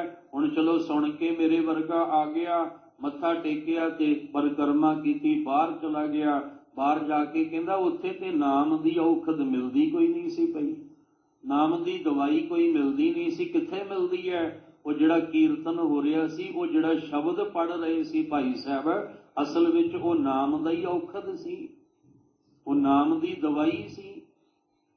ਪਰ ਅਸੀਂ ਉੱਥੇ ਧਿਆਨ ਨਹੀਂ ਦਿੱਤਾ ਵੀ ਦਵਾਈ ਤਾਂ ਵੰਡੀ ਜਾ ਰਹੀ ਸੀ, ਪਰ ਮੈਂ ਸੰਗਤ ਵਿੱਚ ਬੈਠ ਕੇ ਇੱਕ ਵੀ ਪੰਕਤੀ ਨਹੀਂ ਸੁਣੀ। ਉਹ ਇੱਕ ਪੰਕਤੀ ਕੀਰਤਨ ਰੂਪ ਵਿੱਚ ਜਿਹੜੀ ਗਾ ਕੇ ਸੁਣਾਈ ਸੀ, ਉਹ ਨਾਮ ਦੀ ਦਵਾਈ ਹੋਈ ਸੀ, ਪਰ ਮੈਂ ਉਹ ਖੁਰਾਕ ਲਈ ਨਹੀਂ। ਬੜੀਆਂ ਵਿਚਾਰਾਂ ਨੇ, ਕਿਉਂਕਿ ਅੱਜ ਦੀ ਵਿਚਾਰ ਨੂੰ ਸਮਝਣ ਲਈ ਇਹ ਵਿਚਾਰਾਂ ਸਮਝਣੀਆਂ ਜ਼ਰੂਰੀ ਨੇ। ਅਸੀਂ ਹਜੇ ਬਾਹਰੋਂ ਹੀ ਸੁੰਦਰ ਬਣ ਰਹੇ ਹਾਂ, ਦੁਨੀਆ ਨੂੰ ਦਿਖਾ ਰਹੇ ਹਾਂ। ਦੁਨੀਆ ਨੂੰ ਦਿਖਾਉਣ ਵਾਸਤੇ ਅਸੀਂ ਆਪਣੇ ਆਪ ਨੂੰ ਸੁੰਦਰ ਬਣਾਉਂਦੇ ਫੈਸ਼ਨ ਦੀ ਦੁਨੀਆ 'ਚ ਕਿੰਨੇ ਅੱਗੇ ਲੰਘ ਗਏ। ਸਾਨੂੰ ਇਹ ਵੀ ਨਹੀਂ, ਕੋਈ ਸ਼ਰਮ ਹਿਆ ਵੀ ਨਹੀਂ ਰਹੀ। ਅਸੀਂ ਆਪਣੇ ਫੈਸ਼ਨ ਦੀ ਦੁਨੀਆ 'ਚ ਦੁਨੀਆ ਨੂੰ ਸੁੰਦਰ ਦਿਖਾਉਣ ਵਾਸਤੇ ਅਸੀਂ ਆਪਣੇ ਤਨ ਨੂੰ ਨਗਨ ਕਰਦੇ ਕਰਦੇ ਕਿੱਥੇ ਤੱਕ ਪਹੁੰਚ ਗਏ ਅੱਜ। ਕਿਉਂ? ਇਹ ਫੈਸ਼ਨ ਸਾਨੂੰ ਜਿਹੜਾ ਇਹ ਸਾਡੇ ਤਨ ਦੇ ਵਸਤਰ ਘਟਦੇ ਘਟਦੇ ਇੰਨੇ ਕੁ ਘਟ ਗਏ ਆ ਵੀ ਕਈ ਵਾਰੀ ਜਿਹੜਾ ਇੱਜ਼ਤ ਵਾਲਾ ਹੁੰਦਾ ਹੈ ਉਹਨੂੰ ਆਪਣੀਆਂ ਅੱਖਾਂ ਨੀਵੀਆਂ ਕਰਨੀਆਂ ਪੈਂਦੀਆਂ, ਉਹਨੂੰ ਸ਼ਰਮ ਹਯਾ ਆ ਜਾਂਦੀ ਹੈ। ਔਰ ਜਿਹੜਾ ਫੈਸ਼ਨ ਆਪਣੇ ਤਨ ਤੇ ਪਾ ਕੇ ਬੈਠਾ ਉਹਨੂੰ ਕੋਈ ਸ਼ਰਮ ਹਯਾ ਨਹੀਂ, ਕਿਉਂਕਿ ਉਹ ਦੁਨੀਆ ਨੂੰ ਸੁੰਦਰ ਬਣ ਕੇ ਅਸਲ 'ਚ ਸੁੰਦਰ ਬਣ ਕੇ ਨਹੀਂ ਦਿਖਾ ਰਿਹਾ, ਆਪਣੀ ਬੇਇੱਜ਼ਤੀ ਆਪ ਕਰਵਾ ਰਿਹਾ। ਉਹ ਆਪਣੀ ਬੇਇੱਜ਼ਤੀ ਆਪ, ਆਪਣੀ ਇੱਜ਼ਤ ਆਪ ਗਵਾ ਰਿਹਾ ਹੈ ਸਮਾਜ ਵਿੱਚ। ਪਰ ਉਹ ਕਹਿੰਦਾ ਨਹੀਂ, ਚਾਰ ਬੰਦੇ ਮੈਨੂੰ ਕਹਿੰਦੇ ਆ ਤੂੰ ਬੜਾ ਸੋਹਣਾ ਲੱਗਦਾ, ਕੱਪੜੇ ਭਾਵੇਂ ਬੇਢੰਗੇ ਪਾਏ ਹੋਣ। ਅਸੀਂ ਬੇਢੰਗੇ ਵਸਤਰ ਤੇ ਫੈਸ਼ਨ ਦੀ ਦੁਨੀਆ 'ਚ ਇਹ ਵੀ ਭੁੱਲ ਗਏ ਕਿ ਗੁਰਦੁਆਰੇ ਕਿਵੇਂ ਆਈਦਾ, ਧਰਮ ਦੀ ਦੁਨੀਆ ਵਿੱਚ ਕਿਵੇਂ ਆਈਦਾ। ਅਜੇ ਤੇ ਬਾਹਰੋਂ ਹੀ ਨਹੀਂ ਜਾਚ ਆਈ, ਅੰਦਰੋਂ ਕੀ ਸਿੱਖਣੀ ਹੈ। ਅਸੀਂ ਤੇ ਬਾਹਰੋਂ ਸਿੱਖਣੀ ਸੀ, ਉਹ ਵੀ ਭੁੱਲ ਗਏ। ਅਸੀਂ ਗੁਰਦੁਆਰੇ ਕਿਵੇਂ ਆਉਣਾ ਹੈ, ਕੀ ਕਰਨ ਆਉਣਾ ਹੈ, ਪਹਿਰਾਵਾ ਕਿੱਦਾਂ ਦਾ ਹੋਣਾ ਚਾਹੀਦਾ ਹੈ, ਕਿਵੇਂ ਆ ਕੇ ਬੈਠਣਾ। ਕੁਝ ਫੈਸ਼ਨ ਨੇ ਸਾਨੂੰ ਬਰਬਾਦ ਕਰ ਦਿੱਤਾ, ਕੁਝ ਆ ਮੋਬਾਈਲ ਬਰਬਾਦ ਕਰ ਗਏ। ਅਸੀਂ ਇੱਕ ਬੇਢੰਗੇ ਪਹਿਰਾਵੇ, ਜੇ ਕੋਈ ਬੇਨਤੀ ਕਰ ਦੇਵੇ ਸਾਡੇ ਨੌਜਵਾਨ ਧੀਆਂ ਪੁੱਤਰਾਂ ਨੂੰ ਤੇ ਅੱਗੋਂ ਔਖੇ ਹੁੰਦੇ ਨੇ। ਜੇ ਕੋਈ ਹੱਥ ਜੋੜ ਕੇ ਕਵੇ ਵੀ ਇਹ ਗੁਰੂ ਘਰ ਹੈ, ਧਰਮ ਅਸਥਾਨ ਹੈ, ਇੱਥੇ ਤੇ ਥੋੜੀ ਬਹੁਤ ਸ਼ਰਮ ਰੱਖੋ, ਉਹ ਅੱਗੋਂ ਫਿਰ ਉਲਟਾ ਬੋਲਦੇ ਨੇ, ਪੁੱਠਾ ਬੋਲਦੇ ਨੇ। ਅਸੀਂ ਹਜੇ ਬਾਹਰੋਂ ਹੀ ਨਹੀਂ ਜੁੜ ਪਾ ਰਹੇ ਹਾਂ। ਮੈਨੂੰ ਮਾਫ ਕਰਨਾ, ਸਤਿਕਾਰਯੋਗ ਮਾਤਾ ਜੀ ਸੇਵਾ ਕਰਦੇ ਆ, ਉਹ ਜਦੋਂ ਪਿੱਛੇ ਜਿੱਥੇ ਪਾਠ ਚੱਲ ਰਹੇ ਨੇ ਨਾ, ਕੋਈ ਗੁਰੂ ਸਾਹਿਬ ਜੀ ਦੇ ਪੀੜਾ ਸਾਹਿਬ ਹੈ ਨਾ ਜਿਹੜਾ, ਉਹ ਪੀੜਾ ਸਾਹਿਬ ਨੂੰ ਘੁੱਟ ਕੇ ਪਕੜ ਲੈਂਦੇ ਆ, ਤੇ ਘੁੱਟ ਕੇ ਪਕੜ ਲੈਣਾ ਤੇ ਸਿਰ ਗੁਰੂ ਸਾਹਿਬ ਦੇ ਸਰੂਪ ਉੱਤੇ ਕਿੰਨੀ ਕਿੰਨੀ ਦੇਰ ਰੱਖੀ ਰੱਖਦੇ ਆ। ਤੇ ਜੇ ਉਹ ਬੇਨਤੀ ਕਰਦੇ ਆ ਵੀ ਨਹੀਂ ਏਦਾਂ ਨਹੀਂ ਕਰੀਦਾ, ਸਗੋਂ ਗੁਰਬਾਣੀ ਦਾ ਪਾਠ ਕਰੋ, ਗੁਰਬਾਣੀ ਦਾ ਪਾਠ ਕਰਨਾ ਚਾਹੀਦਾ। ਤੁਸੀਂ ਤੇ ਪਾਵਾ ਘੁੱਟ ਕੇ ਪਕੜ ਲਿਆ ਤੇ ਸਿਰ ਕਿੰਨੀ ਦੇਰ ਉੱਤੇ ਰੱਖੀ ਰੱਖਦੇ ਹੋ। ਠੀਕ ਹੈ, ਤੁਹਾਡੇ ਅੰਦਰ ਭਾਵਨਾ ਹੋਏਗੀ, ਪਰ ਗੁਰਮਤਿ ਇਸ ਗੱਲ ਦੀ ਇਜਾਜ਼ਤ ਨਹੀਂ ਦਿੰਦੀ, ਗੁਰਬਾਣੀ ਇਸ ਗੱਲ ਦੀ ਇਜਾਜ਼ਤ ਨਹੀਂ ਦਿੰਦੀ। ਉਹ ਅੱਗੋਂ ਗੱਲ ਪੈਂਦੇ ਆ ਕਿ ਤੁਸੀਂ ਸਾਡੀ ਸ਼ਰਧਾ ਨੂੰ ਤੋੜਦੇ ਹੋ, ਸਾਡੀ ਭਾਵਨਾ ਨੂੰ ਖਤਮ ਕਰਦੇ ਹੋ। ਇਹ ਸ਼ਰਧਾ ਭਾਵਨਾ ਖਤਮ ਨਹੀਂ ਹੁੰਦੀ। ਗੁਰਬਾਣੀ ਵਿੱਚ ਕੀ ਲਿਖਿਆ ਆਪਾਂ ਉਹ ਤੇ ਸਮਝਿਆ ਹੀ ਨਹੀਂ। ਅਸੀਂ ਗੁਰਬਾਣੀ ਵਿੱਚੋਂ ਦੀ ਬਖਸ਼ਿਸ਼ ਲੈਣੀ ਸੀ, ਉਹ ਤਾਂ ਅਸੀਂ ਸਾਨੂੰ ਅਜੇ ਬਾਹਰੋਂ ਹੀ ਨਹੀਂ ਜੁੜਨਾ ਆਇਆ। ਤੇ ਜੇ ਸਾਨੂੰ ਕੋਈ ਕਹਿ ਦਿੰਦਾ ਤੇ ਅੱਗੋਂ ਅਸੀਂ ਉਹਦੇ ਗਲ ਪੈ ਕੇ ਕਹਿ ਦਿੰਦੇ ਹਾਂ ਵੀ ਤੂੰ ਵੱਡਾ ਗਿਆਨੀ ਬਣਿਆ, ਤੂੰ ਵੱਡਾ ਸੇਵਾਦਾਰ ਬਣਿਆ, ਤੈਨੂੰ ਜ਼ਿਆਦਾ ਪਤਾ ਹੈ ਗੁਰੂ ਘਰ ਨਾਲ ਕਿਵੇਂ ਜੁੜ। ਸਾਡੇ ਅੱਗੋਂ ਜਵਾਬ ਇੱਦਾਂ ਦੇ ਹੁੰਦੇ ਆ। ਫਿਰ ਬੇਨਤੀ ਕਰਾਂ, ਇਸ ਅੱਜ ਦੀ ਪੌੜੀ ਨੂੰ ਸਮਝਣ ਲਈ ਇਹ ਗੱਲਾਂ ਜ਼ਰੂਰੀ ਨੇ। ਸਾਡਾ ਬਾਹਰੀ ਢਾਂਚਾ ਹੀ ਹਜੇ ਜਿਹੜਾ ਉਹ ਠੀਕ ਨਹੀਂ ਹੋਇਆ, ਅਸੀਂ ਅੰਦਰ ਦਾ ਢਾਂਚਾ ਕਿਵੇਂ ਸਵਾਰਾਂਗੇ। ਪਹਿਲੇ ਤੇ ਸਾਨੂੰ ਜਿਸ ਗੁਰੂ ਘਰ 'ਚ ਅਸੀਂ ਸੁੰਦਰ ਬਣਨ ਆਏ ਹਾਂ, ਕੁੱਥਰੇ ਤੋਂ ਸੁਥਰੇ ਹੋਣ ਲਈ ਆਏ ਹਾਂ, ਪਰ ਅਸੀਂ ਕੁੱਥਰੇ ਤੋਂ ਸੁਥਰੇ ਹੋਣਾ ਹੀ ਨਹੀਂ ਚਾਹੁੰਦੇ। ਫਿਰ ਕਿਵੇਂ ਗੱਲ ਬਣੇਗੀ। ਸਾਡਾ ਤੇ ਪਹਿਲਾਂ ਗੁਰੂ ਦੇ ਦਰ ਘਰ ਵਿੱਚ ਆਉਣ ਲਈ ਪਹਿਰਾਵਾ ਉਦਾਂ ਦਾ ਹੋਵੇ। ਫਿਰ ਦੂਸਰੀ, ਗੁਰੂ ਘਰ ਵਿੱਚ ਆਉਂਦਿਆਂ ਅਸੀਂ ਥੋੜੇ ਸਮੇਂ ਲਈ ਤਾਂ ਆਪਣੇ ਮੋਬਾਈਲ ਤੋਂ ਛੁਟਕਾਰਾ ਪਾ ਲਈਏ, ਥੋੜੇ ਸਮੇਂ ਵਾਸਤੇ ਇਹਨੂੰ ਅਸੀਂ ਜਿਹੜਾ ਉਹ ਸਾਇਲੈਂਟ ਕਰ ਦਈਏ, ਤਾਂ ਕਿ ਸਾਨੂੰ ਕੋਈ ਵੀ ਕਿਸੇ ਤਰ੍ਹਾਂ ਦੀ ਪਰੇਸ਼ਾਨੀ ਨਾ ਹੋਵੇ। ਗੁਰਬਾਣੀ ਕੀਰਤਨ ਵਿਚਾਰ ਨਾਲ ਜੁੜਨ ਵਾਸਤੇ ਅਰਦਾਸ ਵਿੱਚ ਵੀ ਅਸੀਂ ਨਹੀਂ ਖਲੋ ਸਕਦੇ। ਕਿੱਥੇ ਕਿੱਥੇ ਕਮੀਆਂ ਨੇ ਸਾਡੇ 'ਚ, ਜੇ ਬਿਆਨ ਕਰੀਏ ਤੇ ਸਮਾਂ ਇਹਨਾਂ ਗੱਲਾਂ ਵਿੱਚ ਹੀ ਮੁੱਕ ਜਾਣਾ। ਇਹਨਾਂ ਗੱਲਾਂ 'ਚ ਹੀ ਅੱਜ ਦਾ ਸਮਾਂ ਮੁੱਕ ਜਾਏਗਾ ਜੇ ਇੱਕ ਇੱਕ ਵੀ ਆਪਾਂ ਗੱਲ ਕਰੀਏ। ਅਰਦਾਸ ਵਿੱਚ ਵੀ ਬੰਦਾ ਖਲੋਤਾ ਹੁੰਦਾ ਹੈ, ਭਾਈ ਸਾਹਿਬ ਕਹਿੰਦੇ ਧਿਆਨ ਧਰ ਕੇ ਬੋਲੋ ਜੀ, ਤੇ ਜਿਹੜਾ ਮੋਬਾਈਲ ਹੱਥ 'ਚ ਫੜਿਆ ਹੁੰਦਾ ਉਹਦਾ ਧਿਆਨ ਕਿੱਥੇ ਹੁੰਦਾ? ਉਹਦਾ ਧਿਆਨ ਤੇ ਅਰਦਾਸ ਵਿੱਚ ਹੁੰਦਾ ਹੀ ਨਹੀਂ। ਉਹ ਤੇ ਇਸ ਤਰ੍ਹਾਂ ਖਲੋਤਾ ਹੋਇਆ ਹੱਥ 'ਚ ਮੋਬਾਈਲ ਲੈ ਕੇ ਦੇਖ ਰਿਹਾ ਵੀ ਕਿਹੜਾ ਮੈਸੇਜ ਆ ਰਿਹਾ, ਕਿਹੜਾ ਜਾ ਰਿਹਾ, ਕਿਹੜਾ ਆ ਰਿਹਾ, ਕਿਹੜਾ ਜਾ ਰਿਹਾ। ਤਾਰ ਤਾਂ ਜੋੜਨੀ ਸੀ ਨਿਰੰਕਾਰ ਨਾਲ, ਤੇ ਤਾਰ ਜੁੜ ਗਈ ਮੋਬਾਈਲ ਨਾਲ। ਕੀਰਤਨ ਹੋ ਰਿਹਾ, ਵਿਚਾਰਾਂ ਹੋ ਰਹੀਆਂ ਨੇ, ਕਿ ਬਹੁਤੀਆਂ ਦੀ ਗੱਲ ਨਹੀਂ। ਆ ਤੁਸੀਂ ਬੈਠੇ ਹੋ, ਮੁਬਾਰਕ ਹੈ, ਕਿਉਂਕਿ ਤੁਹਾਨੂੰ ਪਤਾ ਹੈ ਗੁਰੂ ਦੇ ਘਰ ਕਿਉਂ ਆਏ ਆ, ਕਾਹਦੇ ਲਈ ਆਏ ਆ, ਕਿਸ ਵਾਸਤੇ ਆਏ ਆ। ਤੁਸੀਂ ਉਹ ਆਪਣੇ ਆਪਣੇ ਰਾਹ ਜਿਹੜਾ ਉਹ ਤੁਰ ਰਹੇ ਹੋ, ਪਰ ਚੰਦ ਐਸੇ ਹੁੰਦੇ ਨੇ ਜਿਹੜੇ ਤੁਹਾਡਾ ਰਸ ਵੀ ਖਰਾਬ ਕਰ ਦਿੰਦੇ ਨੇ। ਉਹ ਆਪ ਤਾਂ ਰਸ ਲੈਂਦੇ ਨਹੀਂ, ਪਰ ਜਿਹੜੇ ਰਸ ਲੈਣ ਵਾਲੇ ਨੇ ਉਹਨਾਂ ਦਾ ਰਸ ਵੀ ਉਹ ਵਿਗਾੜ ਦਿੰਦੇ ਨੇ। ਇਸ ਲਈ ਸਾਨੂੰ ਇਹ ਤਰੀਕਾ ਸਮਝ ਵਿੱਚ ਆਵੇ ਕਿ ਅਸੀਂ ਕਿਸ ਤਰੀਕੇ ਨਾਲ ਗੁਰੂ ਸਾਹਿਬ ਦੇ ਘਰ ਵਿੱਚ ਆਉਣਾ, ਆ ਕੇ ਬੈਠਣਾ, ਕਿਉਂਕਿ ਅਸੀਂ ਅੰਦਰੋਂ ਕਰੂਪ ਹਾਂ, ਕੁੱਥਰੇ ਹਾਂ, ਅੰਨ ਘੜੇ ਹਾਂ, ਅਸੀਂ ਅੰਦਰੋਂ ਬੜੇ ਡਰਾਵਣੇ ਹਾਂ। ਅਸੀਂ ਇੱਥੇ ਆਪਣੇ ਆਪ ਨੂੰ ਸੁੰਦਰ ਬਣਾਉਣ ਆਏ ਹਾਂ, ਇੱਥੇ ਆਪਣੇ ਆਪ ਨੂੰ ਸੁਥਰੇ ਬਣਾਉਣ ਲਈ ਆਏ ਹਾਂ, ਪਰ ਉਹ ਤਾਂ ਹੋਏਗਾ ਜੇ ਗੁਰੂ ਦੀ ਮਿਹਰ ਹੋਏਗੀ, ਜੇ ਸਤਿਗੁਰੂ ਦੀ ਨਜ਼ਰ। ਕਿਉਂਕਿ ਘੜਨਾ ਕਿਹਨੇ ਹੈ? ਇੱਥੇ ਗੁਰੂ ਗ੍ਰੰਥ ਸਾਹਿਬ ਜੀ ਨੇ ਘੜਨਾ ਹੈ। ਗੁਰੂ ਸਾਹਿਬ ਜੀ ਦੀ ਬਾਣੀ ਕੀਰਤਨ ਜਿਹੜਾ ਹੋ ਰਿਹਾ, ਉਸ ਸ਼ਬਦ ਨੇ ਘੜਨਾ ਹੈ। ਆ ਜਿਹੜੀ ਵਿਚਾਰ ਹੋ ਰਹੀ ਹੈ, ਇਹਨੇ ਅੰਦਰੋਂ ਸਾਨੂੰ ਘੜਨਾ ਹੈ। ਸਾਰੇ ਹੀ ਆਪਾਂ, ਮੇਰੇ ਸਮੇਤ ਆਪਾਂ ਸਾਰੇ ਹੀ ਆਏ ਹਾਂ, ਤੇ ਸਤਿਗੁਰੂ ਜੀ ਕਹਿੰਦੇ ਆ ਤੂੰ ਬਾਹਰੋਂ ਸੁੰਦਰ ਬਣ ਕੇ ਆ ਗਿਆ, ਸੋਹਣਾ ਬਣ ਕੇ ਆ ਗਿਆ, ਪਰ ਇੱਥੇ ਤੂੰ ਆਉਣਾ ਸੀ ਆਪਣੇ ਅੰਦਰ ਨੂੰ ਸੁੰਦਰ ਕਰਨ ਲਈ। ਜੀਓ ਮੈਲੇ ਬਾਹਰੋਂ ਨਿਰਮਲ, ਬਾਹਰੋਂ ਨਿਰਮਲ ਜੀਓ ਤਾਂ ਮੈਲੇ, ਤਿਨੀ ਜਨਮ ਜੂਏ ਹਾਰਿਆ। ਤੂੰ ਤੇ ਆਪਣੀ ਜ਼ਿੰਦਗੀ ਜੂਏ ਦੀ ਤਰ੍ਹਾਂ ਹਾਰ ਰਿਹਾ ਹੈ। ਫਿਰ ਬੇਨਤੀ ਕਰਾਂ, ਤਿੰਨਾ ਮੁਖ ਡਰਾਵਣੇ ਜਿਨ੍ਹਾਂ ਵਿਸਾਰਿਆਂ ਨਾਉ, ਇੱਥੇ ਦੁੱਖ ਕਨੇਰਿਆਂ ਅੱਗੇ ਠੌਰ ਨਾ ਠਾਓ। ਇੱਥੇ ਹੀ ਨਹੀਂ ਦੁੱਖ ਮੁੱਕਦੇ, ਅੱਗੇ ਕੀ ਕਰਾਂਗੇ ਫਿਰ ਆਪਾਂ? ਇੱਥੇ ਹੀ ਨਹੀਂ ਸਾਡਾ ਦੁੱਖਾਂ ਤੋਂ ਛੁਟਕਾਰਾ ਹੋ ਪਾ ਰਿਹਾ, ਫਿਰ ਅਗਾਂਹ ਅਸੀਂ ਕੀ ਕਰਾਂਗੇ? ਸਤਿਗੁਰੂ ਦਾਤਾ ਮਿਹਰ ਕਰਨ, ਤੁਸੀਂ ਦੋ ਪੜਾਅ ਪਾਰ ਕੀਤੇ ਨੇ, ਇੱਕ ਧਰਮ ਖੰਡ ਤੇ ਇੱਕ ਗਿਆਨ ਖੰਡ। ਇਹ ਦੋ ਰਸਤੇ ਬਣਾ ਦਿੱਤੇ। ਹੁਣ ਅੱਗੋਂ ਜਿਹੜਾ ਉਹਦੇ ਤੇ ਤੁਰਨਾ ਹੈ ਅਸੀਂ। ਧਰਮ ਖੰਡ ਸਤਿਗੁਰੂ ਜੀ ਨੇ ਦੱਸ ਦਿੱਤਾ ਵੀ ਆਹ ਮਰਿਆਦਾ ਬਣਾ ਦਿੱਤੀ, ਰੂਲ ਬਣਾ ਦਿੱਤੇ। ਹੁਣ ਉਹ ਮਰਿਆਦਾ ਬਣਾ ਕੇ, ਰੂਲ ਬਣਾ ਕੇ, ਉਹਦਾ ਇੱਕ ਇੱਕ ਦਾ ਗਿਆਨ ਕਰਵਾ ਦਿੱਤਾ। ਇੱਕ ਇੱਕ ਗਿਆਨ ਦਾ ਮਤਲਬ ਸੀ ਕਿ ਰੋਸ਼ਨੀ, ਚਾਨਣ, ਸਮਝ ਦੇ ਦਿੱਤੀ ਵੀ ਆਹ ਜਿਹੜੀ ਕੁਦਰਤ ਹੈ ਇਹਦਾ ਅੰਤ ਪਾਉਣ ਦੀ ਕੋਸ਼ਿਸ਼ ਨਾ ਕਰੀ। ਬਲਹਾਰੀ ਕੁਦਰਤ ਵਸਿਆ ਤੇਰਾ ਅੰਤ ਨਾ ਜਾਈ, ਨਾ ਤੂੰ ਇਹਦਾ ਅੰਤ ਪਾਈ ਤੇ ਨਾ ਇਹਦੇ ਨਾਲ ਖਿਲਵਾੜ ਕਰੀ। ਅਸੀਂ ਦੋਵੇਂ ਹੀ ਕੰਮ ਕੀਤੇ, ਅਸੀਂ ਅੰਤ ਪਾਉਣ ਲਈ ਵੀ ਤੁਰ ਪਏ ਤੇ ਖਿਲਵਾੜ ਵੀ ਰੱਜ ਕੇ ਕੀਤਾ।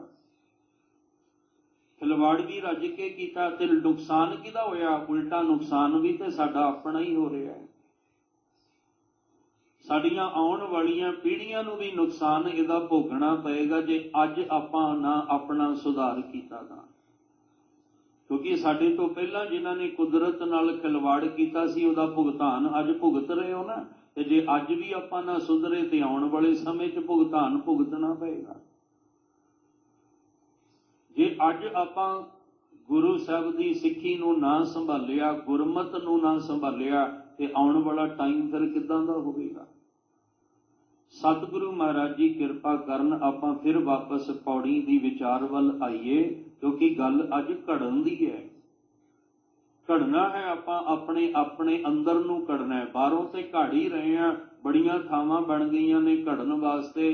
ਤੁਸੀਂ ਕਿਵੇਂ ਆਪਣੀ ਚਮੜੀ ਦਾ ਨਿਖਾਰ ਲਿਆਉਣਾ ਹੈ, ਤੁਸੀਂ ਆਪਣਾ ਚਿਹਰਾ ਕਿਵੇਂ ਨਿਖਾਰਨਾ ਹੈ, ਤੁਸੀਂ ਆਪਣੇ ਸਰੀਰ ਨੂੰ ਕਿਸ ਤਰ੍ਹਾਂ ਸੁੰਦਰ ਰੱਖਣਾ, ਬੜੇ ਤਰੀਕੇ ਨੇ, ਬੜੀਆਂ ਜੁਗਤੀਆਂ ਨੇ, ਬੜੇ ਤਰ੍ਹਾਂ ਦੇ ਇਲਾਜ ਨੇ।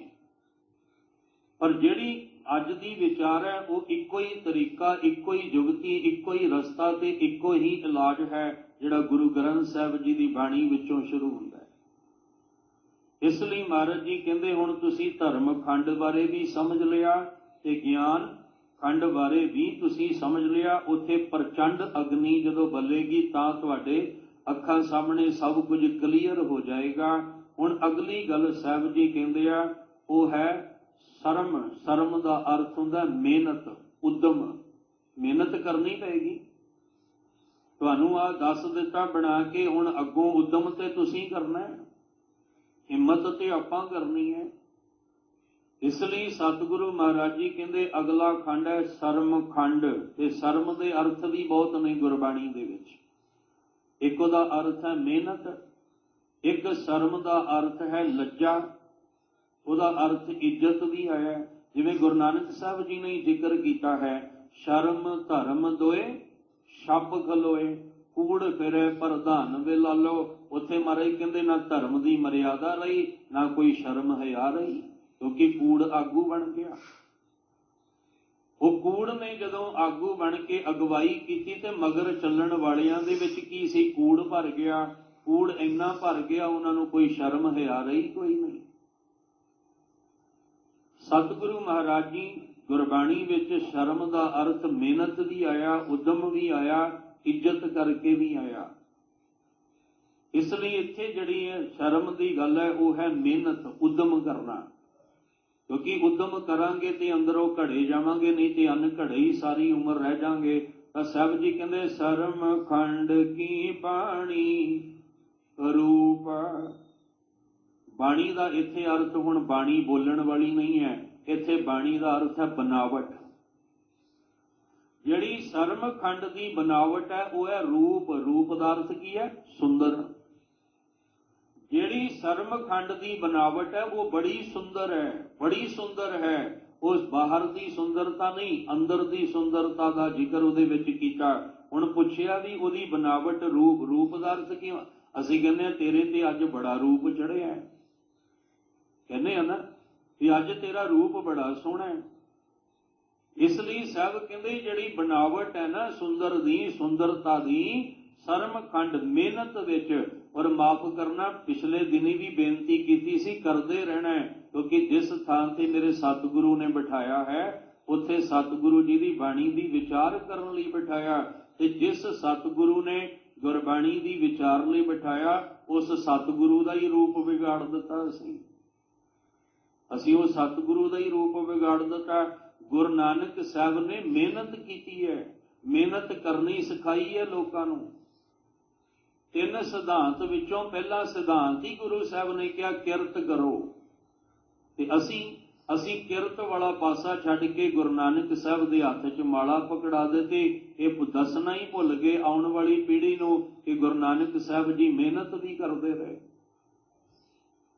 ਤੇ ਅਗਾਂਹ ਫਿਰ ਉਹੋ ਜਿਹੇ ਅਡੰਬਰ ਰਚ ਕੇ ਡੇਰੇਦਾਰ ਬੈਠ ਗਏ ਜਿਨ੍ਹਾਂ ਨੇ ਮਿਹਨਤ ਕਰਨ ਵਾਲਿਆਂ ਨੂੰ ਵੀ ਛੁਡਾ ਕੇ ਆਪਣੇ ਮਗਰ ਲਵਾ ਲਿਆ। ਫਿਰ ਅਸੀਂ ਵੀ ਤੇ ਉਹ ਜੋਗੀਆਂ ਵਾਲਾ ਹੀ ਕੰਮ ਕੀਤਾ। ਜਿਹੜੇ ਜੋਗੀਆਂ ਨੇ ਕੰਮ ਕੀਤੇ ਉਹੀ ਅਸੀਂ ਕਰ ਰਹੇ ਹਾਂ। ਪਰ ਕਿਹਦੇ ਆਸਰੇ ਕਰ ਰਹੇ ਹਾਂ? ਗੁਰੂ ਗ੍ਰੰਥ ਸਾਹਿਬ ਜੀ ਦੇ ਆਸਰੇ। ਪਰ ਗੁਰੂ ਗ੍ਰੰਥ ਸਾਹਿਬ ਜੀ ਇਸ ਗੱਲ ਦੀ ਇਜਾਜ਼ਤ ਹੀ ਨਹੀਂ ਦਿੰਦੇ। ਉਹ ਤਾਂ ਕਹਿੰਦੇ ਕਿਰਤ ਕਰੋ, ਨਾਮ ਜਪੋ, ਵੰਡ ਛਕੋ। ਕਿਰਤ ਕਰੋ, ਉਦਮ ਕਰੋ, ਮਿਹਨਤ ਕਰੋ। ਪਰ ਸਾਨੂੰ ਆਖਿਆ ਸੀ ਨਹੀਂ, ਤੈਨੂੰ ਨਿਤਨੇਮ ਕਰਨ ਦੀ ਲੋੜ ਨਹੀਂ, ਤੂੰ ਪਦਾਰਥ ਮਾਇਆ ਵੀ ਤਲ ਤੇ ਤੂੰ ਕੀਤਾ ਕਿਰਾਇਆ ਲੈ ਲੈ। ਤੈਨੂੰ ਗੁਰਬਾਣੀ ਪੜ੍ਹਨ ਸੁਣਨ ਦੀ ਲੋੜ ਨਹੀਂ, ਤੂੰ ਧਨ ਲਿਆ ਤੇ ਤੈਨੂੰ ਕੀਤਾ ਕਿਰਾਇਆ ਸਭ ਕੁਝ ਮਿਲ ਜਾਏਗਾ। ਬਹੁਤ ਥਾਵਾਂ ਐਸੀਆਂ ਵੀ ਨੇ ਜੇ ਕਿਤੇ ਜਾਓ ਨਾ ਵੀ ਪਾਠ ਜਿਹੜਾ ਉਹ ਅਸੀਂ ਆਰੰਭ ਕਰਵਾਉਣਾ, ਉਹ ਕਹਿੰਦੇ ਕੀ ਲੋੜ ਹੈ, ਤੁਸੀਂ ਆਪਣੀ ਰਸੀਦ ਕਟਾਓ, ਕੀਤਾ ਕਿਰਾਇਆ ਮਿਲ ਜਾਏਗਾ, ਹੁਕਮ ਤੁਹਾਨੂੰ ਘਰ ਭੇਜ ਦਿਆਂਗੇ। ਮਿਹਨਤ ਕਰਨ ਦੀ ਲੋੜ ਹੀ ਨਹੀਂ। ਤੁਹਾਨੂੰ ਨਿਤਨੇਮ ਗੁਟਕਾ ਸਾਹਿਬ ਖੋਲਣ ਦੀ ਵੀ ਲੋੜ ਨਹੀਂ। ਤੁਹਾਨੂੰ ਗੁਰੂਦੁਆਰੇ ਵੀ ਆਉਣ ਦੀ ਲੋੜ ਨਹੀਂ ਹੈ, ਕੀਤਾ ਕਿਰਾਇਆ ਸਭ ਕੁਝ ਮਿਲ। ਫਿਰ ਅਸੀਂ ਆਲਸੀ ਹੋ ਗਏ, ਅਸੀਂ ਕਿਹਾ ਵੀ ਕੰਮ ਹੀ ਬੜਾ ਸੌਖਾ ਹੈ। ਪਹਿਲੇ ਸਿਰ ਪਾਓ, ਮਾਫ ਕਰਨਾ ਇਹ ਗੱਲਾਂ ਬਿਲਕੁਲ ਖਰੀਆਂ ਨੇ। ਪਹਿਲਾਂ ਸਿਰ ਪਾਓ ਮਿਲਦਾ ਸੀ ਜਿਹੜਾ ਆਪਣੇ ਆਪ ਨੂੰ ਘੜ ਕੇ ਸਮਰਪਣ ਕਰਦਾ ਸੀ। ਅੱਜ ਸਾਨੂੰ ਸਮਰਪਣ ਦੀ ਲੋੜ ਨਹੀਂ, ਘੜਤ ਘੜਨ ਦੀ ਲੋੜ ਨਹੀਂ ਹੈ। ਮਾਇਆਵੀ ਤਲ ਤੇ ਸਾਨੂੰ ਸਿਰ ਪਾਓ ਮਿਲ ਜਾਂਦਾ ਹੈ। ਵਾਹਿਗੁਰੂ ਮਿਹਰ ਕਰਨ ਅਸੀਂ ਜਿਸ ਬਾਣੀ ਵਿੱਚੋਂ ਦੀ ਜੁਗਤ ਨੂੰ ਸਮਝਣਾ ਸੀ ਸਮਝ ਲਈਏ, ਫਿਰ ਜਾ ਕੇ ਖੁਸ਼ੀਆਂ ਨਾਲ ਦਾਮਨ ਭਰਨਾ।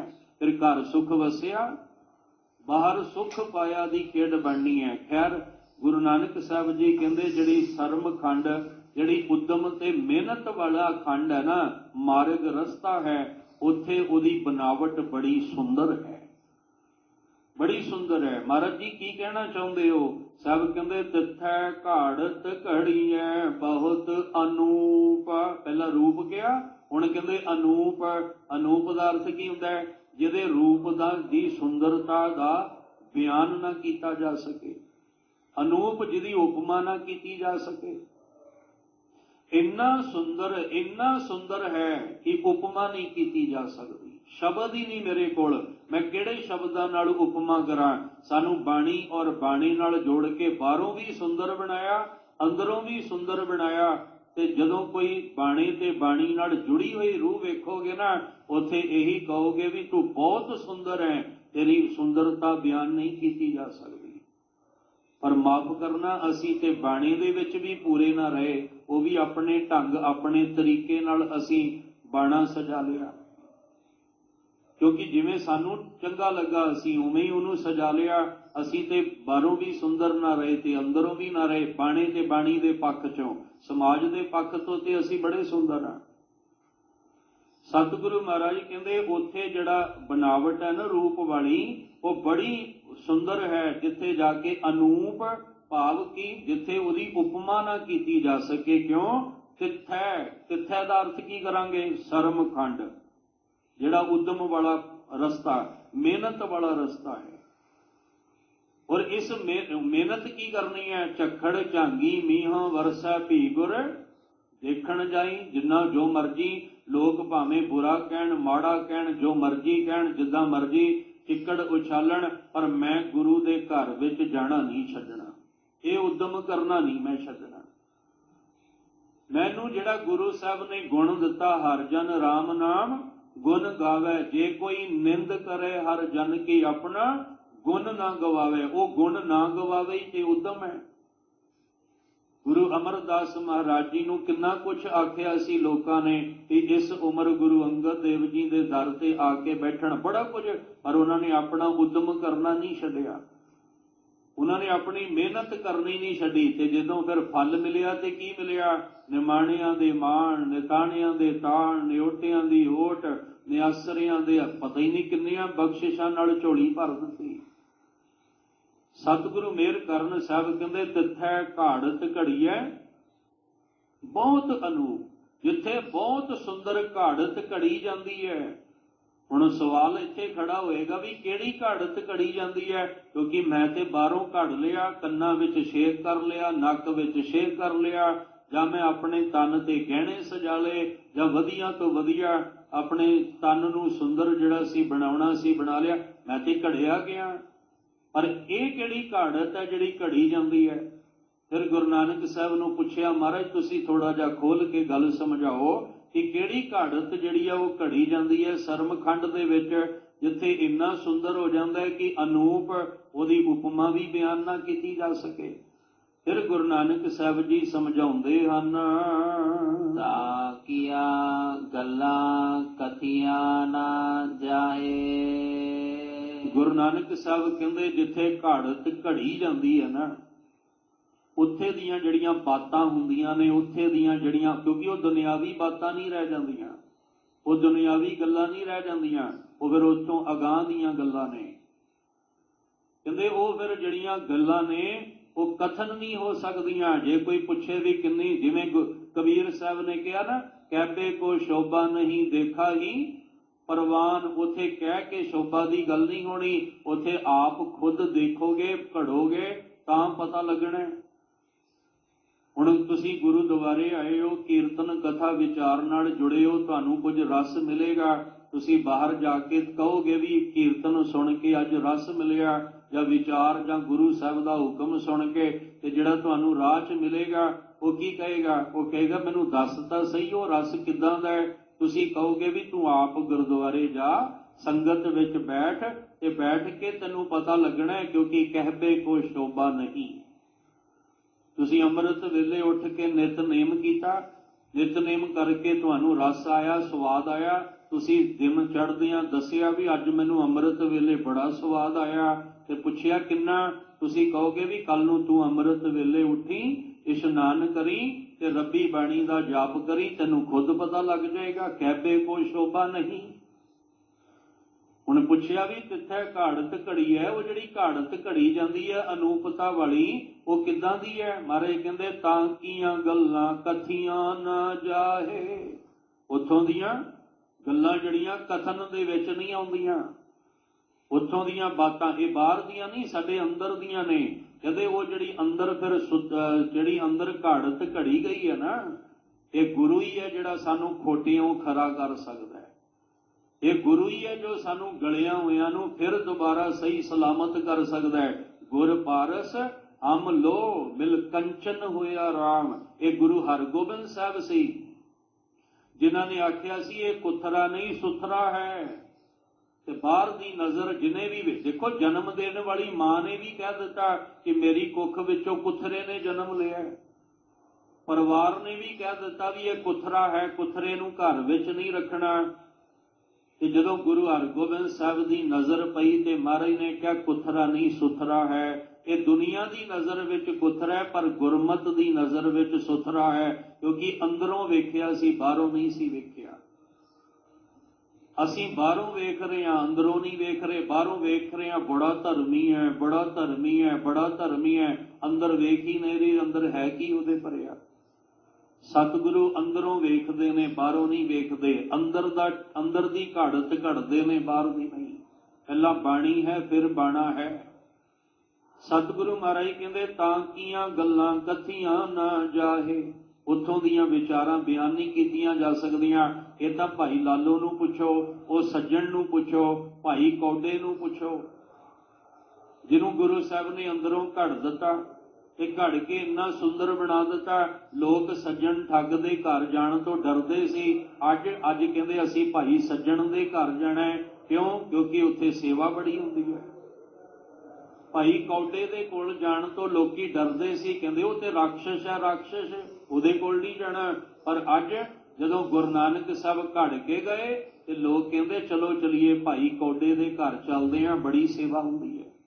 ਘੜ ਦਿੱਤਾ ਨਾ ਅੰਦਰੋਂ। ਜਿੰਨੇ ਵੀ ਅੰਦਰੋਂ ਅੰਨ ਘੜੇ ਸੀ, ਗੁਰੂ ਨਾਨਕ ਸਾਹਿਬ ਘੜਦੇ ਗਏ। ਔਰ ਇਹ ਨਹੀਂ ਕਿ ਲੋਕਾਂ ਨੂੰ ਘੜਿਆ, ਧਰਮ ਅਸਥਾਨ ਤੇ ਧਰਮ ਦੇ ਆਗੂਆਂ ਨੂੰ ਵੀ ਘੜਿਆ ਗੁਰੂ ਨਾਨਕ ਸਾਹਿਬ ਨੇ। ਜਿਹੜੇ ਧਰਮ ਦੇ ਆਗੂ ਬਣ ਕੇ ਬੈਠੇ ਸਨ, ਗੁਰੂ ਨਾਨਕ ਸਾਹਿਬ ਕਹਿੰਦੇ ਆਓ ਪਹਿਲਾਂ ਤੁਹਾਨੂੰ ਘੜਦੇ ਹਾਂ, ਕਿਉਂਕਿ ਤੁਹਾਡੇ ਤੋਂ ਅੱਗੋਂ ਫਿਰ ਘੜੇ ਜਾਣੇ। ਜੇ ਤੁਸੀਂ ਅੰਨ ਘੜੇ ਰਹਿ ਗਏ ਤੇ ਫਿਰ ਅੱਗੋਂ ਧਰਮੀ ਲੋਕ ਕਿੱਦਾਂ ਦੇ ਹੋਣਗੇ। ਗੁਰੂ ਨਾਨਕ ਸਾਹਿਬ ਜੀ ਨੇ ਜੋਗੀ ਵੀ ਪਕੜ ਲਏ, ਜੋ ਤਪਸਵੀ ਵੀ ਪਕੜ ਲਏ। ਗੁਰੂ ਨਾਨਕ ਸਾਹਿਬ ਜੀ ਨੇ ਜਿਹੜਾ ਉਹ ਕਹਿ ਲੋ ਕਿ ਪੰਡਤ ਵੀ ਜਿਹੜੇ ਉਹ ਵੀ ਪਕੜ ਲਏ, ਗਿਆਨੀ ਵੀ ਪਕੜ ਲਏ, ਕਾਜੀ ਮੁੱਲਾ ਸਾਰੇ ਹੀ ਪਕੜ ਲਏ। ਆਓ ਪਹਿਲਾਂ ਮੈਂ ਤੁਹਾਨੂੰ ਅੰਦਰੋਂ ਘੜਾਂ, ਕਿਉਂਕਿ ਤੁਹਾਡੇ ਤੋਂ ਅੱਗੋਂ ਫਿਰ ਹਜ਼ਾਰਾਂ ਘੜੇ ਜਾਣੇ ਨੇ। ਤੇ ਜੇ ਆਗੂ ਹੀ ਅੰਨ ਘੜਿਆ ਹੋਏਗਾ ਤੇ ਫਿਰ ਬਾਕੀ ਕੀ ਹੋਣਗੇ। ਤਾਈ ਤੇ ਕਬੀਰ ਸਾਹਿਬ ਨੇ ਵੀ ਕਹਿ ਦਿੱਤਾ ਸੀ ਨਾ, ਕਬੀਰ ਮਾਏ ਮੁੰਡੋ ਤੇ ਗੁਰੂ ਕੀ ਜਾਂਤੇ ਭਰਮ ਨਾ ਜਾਏ। ਆਪ ਡੂਬੇ ਚਾਹੋ ਵੇਦ ਮੈਂ ਚੇਲੇ ਦੀਏ ਬਹਾਏ। ਕਹਿੰਦੇ ਨੇ ਉਹ ਜਿਹੜਾ ਆਪ ਅੰਨ ਘੜਿਆ ਸੀ ਉਹ ਅੱਗੋਂ ਕਿਸੇ ਨੂੰ ਨਾ ਘੜ ਸਕਿਆ। ਅਸੀਂ ਉਹਦੇ ਨਾਲ ਜੁੜੇ ਹਾਂ ਜਿਹੜਾ ਆਪ ਵੀ ਘੜਿਆ ਤੇ ਸਾਨੂੰ ਵੀ ਘੜਦਾ ਹੈ। ਆਪ ਮੁਕਤ ਮੁਕਤ ਕਰੇ ਸੰਸਾਰ, ਐਸੇ ਗੁਰ ਕੋ ਬਲ ਬਲ ਜਾਈਏ। ਗੁਰੂ ਨਾਨਕ ਸਾਹਿਬ ਕਹਿੰਦੇ ਉੱਥੋਂ ਦੀਆਂ ਗੱਲਾਂ ਜਿਹੜੀਆਂ ਉਹ ਕਥਨ ਵਿੱਚ ਨਹੀਂ ਆ ਸਕਦੀਆਂ। ਜੇ ਕੋ ਕਹੈ ਪਿਛੈ ਪਛਤਾਏ। ਹਾਂ, ਜੇ ਉਸ ਜਿੱਥੇ ਘੜੀ ਹੈ, ਜਿੱਥੇ ਘਾੜਤ ਘੜੀ ਜਾਣੀ ਹੈ ਅਨੂਪਤਾ ਵਾਲੀ, ਹਾਂ ਜੇ ਕੋ ਉੱਥੇ ਦੀ ਵਿਚਾਰ ਕਰੇਗਾ ਪਿੱਛੇ ਪਛਤਾਏ, ਬਾਅਦ ਚ ਪਛਤਾਏਗਾ ਵੀ ਨਹੀਂ ਉੱਥੇ ਤਾਂ ਬੜੀ ਸੁੰਦਰਤਾ ਸੀ, ਮੇਰੇ ਕੋਲੋਂ ਬਿਆਨ ਨਹੀਂ ਹੋ ਸਕੀ, ਹੁਣ ਫਿਰ ਪਿੱਛੇ ਆ ਜਾਓ। ਸਾਰੀਆਂ ਗੱਲਾਂ ਜਪਜੀ ਸਾਹਿਬ ਦੇ ਵਿੱਚ ਹੀ ਨੇ। ਜੇ ਕੋ ਕਹੇ ਪਿੱਛੇ ਪਛਤਾਏ ਪੜ੍ਹ ਕੇ ਆਏ ਆ ਨਾ ਆਪਾਂ। ਕਿਹੜੀ ਪੌੜੀ ਵਿੱਚ ਪੜ੍ਹ ਕੇ ਆਏ ਸੀ? ਜਿਹਨੇ ਸੁਣ ਕੇ ਮੰਨ ਲਿਆ ਸੀ, ਜਿਹਨੇ ਸੁਣ ਕੇ ਮੰਨ ਲਿਆ, ਜਿਹਨੇ ਅਮਲੀ ਜਾਮਾ ਪਹਿਨਾ ਦਿੱਤਾ ਸੀ। ਅਸੀਂ ਸੁਣ ਰਹੇ ਹਾਂ ਪਰ ਅੰਦਰੋਂ ਘੜ ਨਹੀਂ ਰਹੇ ਹਾਂ, ਫਿਰ ਗੱਲ ਨਹੀਂ ਬਣਨੀ। ਸਾਹਿਬ ਕਹਿੰਦੇ ਮੰਨੇ ਕੀ ਗਤ ਕਹੀ ਨਾ ਜਾਏ, ਜੇ ਕੋ ਕਹੇ। ਇੱਥੇ ਕਹਿ ਰਹੇ ਨੇ ਜੇ ਕੋ ਕਹੇ ਪਿੱਛੇ ਪਛਤਾਏ। ਤੁਸੀਂ ਜਪਜੀ ਸਾਹਿਬ ਦਾ ਪਾਠ ਤੁਹਾਨੂੰ ਤਕਰੀਬਨ ਕੰਠ ਹੋਏਗਾ। ਤੇ ਸਾਹਿਬ ਉੱਥੇ ਕਹਿ ਰਹੇ ਮੰਨੇ ਕੀ ਗਤ ਕਹੀ ਨਾ ਜਾਏ, ਜੇ ਕੋ ਕਹੇ ਪਿੱਛੇ ਪਛਤਾਏ, ਕਾਗਦ ਕਲਮ ਨਾ ਲਿਖਣ ਹਾਰ। ਸਾਹਿਬ ਜੀ ਪਹਿਲਾਂ ਪੌੜੀਆਂ ਆਪਾਂ ਵਿਚਾਰ ਕੇ ਆਏ ਆ। ਉਹ ਮੰਨੇ ਦੇ ਨੰਨੇ ਨੂੰ ਇੱਕ ਲਾਮ, ਮੰਨੇ ਜਿਹਨੇ ਮੰਨ ਲਿਆ। ਅੱਗੋਂ ਤੇ ਫਿਰ ਮੰਨੈ ਜਿਹੜਾ ਮੰਨੇਗਾ। ਜਿਹਨੇ ਮੰਨ ਲਿਆ ਉਹ ਕਿਹੜੀ ਸਟੇਜ ਤੇ ਪਹੁੰਚ ਗਿਆ, ਕਿਹੜੀ ਪਦਵੀ ਤੇ ਪਹੁੰਚ ਗਿਆ, ਨਹੀਂ ਦੱਸਿਆ ਜਾ ਸਕਦਾ। ਤੇ ਜੇ ਕੋਈ ਲਿਖਣ ਕੇ ਵੀ ਦੱਸੇ ਨਾ, ਨਹੀਂ ਦੱਸ ਸਕਦਾ। ਬਹਿ ਕੇ ਵਿਚਾਰ ਕਰਕੇ ਵੀ ਦੱਸੇ, ਨਹੀਂ ਦੱਸ ਸਕਦਾ। ਕਿਉਂਕਿ ਜੇ ਕੋਈ ਕਹੇਗਾ, ਲਿਖੇਗਾ, ਵਿਚਾਰੇਗਾ, ਬਾਅਦ ਵਿੱਚ ਪਛਤਾਏਗਾ ਵੀ ਨਹੀਂ, ਮੇਰੇ ਕੋਲੋਂ ਉਨੀ ਉਪਮਾ ਨਹੀਂ ਹੋ ਸਕੀ। ਤਾਂ ਕੀਆਂ ਗੱਲਾਂ ਕਥੀਆਂ ਨਾ ਜਾਏ। ਤੇ ਸਭ ਕਹਿੰਦੇ ਜੇ ਕੋ ਕਹੈ ਪਿੱਛੇ ਪਛਤਾਏ, ਉਹ ਪਛਤਾਉਂਦਾ ਵੀ, ਉਹ ਅਨੂਪ, ਉਹ ਉਪਮਾ ਨਹੀਂ ਹੋ ਸਕਦੀ। ਹੁਣ ਗੁਰੂ ਨਾਨਕ ਸਾਹਿਬ ਜੀ ਨੂੰ ਪੁੱਛਿਆ, ਮਹਾਰਾਜ ਕੁਛ ਤਾਂ ਦੱਸੋ, ਜੇ ਤੁਸੀਂ ਦੱਸੋਗੇ ਨਹੀਂ ਫਿਰ ਸਾਨੂੰ ਸਮਝ ਕੀ ਆਏਗੀ, ਕਿਉਂਕਿ ਅਸੀਂ ਕਮਜ਼ੋਰ ਹਾਂ, ਅਸੀਂ ਉਹ ਪਦਵੀ ਤੇ ਪਹੁੰਚ ਨਹੀਂ ਸਕਦੇ, ਫਿਰ ਸਾਨੂੰ ਕਿਵੇਂ ਪਤਾ ਲੱਗੇਗਾ। ਅਸੀਂ ਜਿਵੇਂ ਆਪਾਂ ਲੁਧਿਆਣੇ ਵਿੱਚ ਰਹਿ ਰਹੇ ਹਾਂ, ਸਾਨੂੰ ਕੀ ਪਤਾ ਅੰਮ੍ਰਿਤਸਰ ਸਾਹਿਬ ਵਿੱਚ ਕੀ ਹੈ, ਅਸੀਂ ਉੱਥੇ ਪਹੁੰਚ ਨਹੀਂ ਸਕਦੇ। ਬਹੁਤ ਐਸੇ ਜਿਹੜੇ ਆ ਮੀਡੀਆ ਰਾਹੀਂ ਦੇਖ ਰਹੇ ਨਾ ਗੁਰਦੁਆਰਾ ਸਾਹਿਬ, ਉਹ ਕਹਿੰਦੇ ਅਸੀਂ ਬੜੀ ਦੂਰ ਬੈਠੇ ਹਾਂ, ਸਾਡਾ ਦਿਲ ਬੜਾ ਕਰਦਾ ਹੈ ਕਿ ਅਸੀਂ ਵੀ ਆ ਸੰਗਤ ਵਿੱਚ ਤੁਹਾਨੂੰ ਬੈਠਿਆਂ ਵੇਖਦੇ ਨੇ ਘਰਾਂ 'ਚ, ਤੇ ਉਹ ਕਹਿੰਦੇ ਸਾਡਾ ਦਿਲ ਬੜਾ ਕਰਦਾ ਵੀ ਅਸੀਂ ਵੀ ਕਿਤੇ ਆਈਏ ਤੇ ਵੇਖੀਏ ਬੈਠ ਕੇ, ਕਿਉਂਕਿ ਜੇ ਉੱਥੇ ਇੰਨਾ ਆਨੰਦ ਹੈ ਤੇ ਫਿਰ ਇੱਥੇ ਬੈਠ ਕੇ ਕਿੰਨਾ ਆਨੰਦ ਹੋਵੇਗਾ, ਇੱਥੇ ਬੈਠ ਕੇ।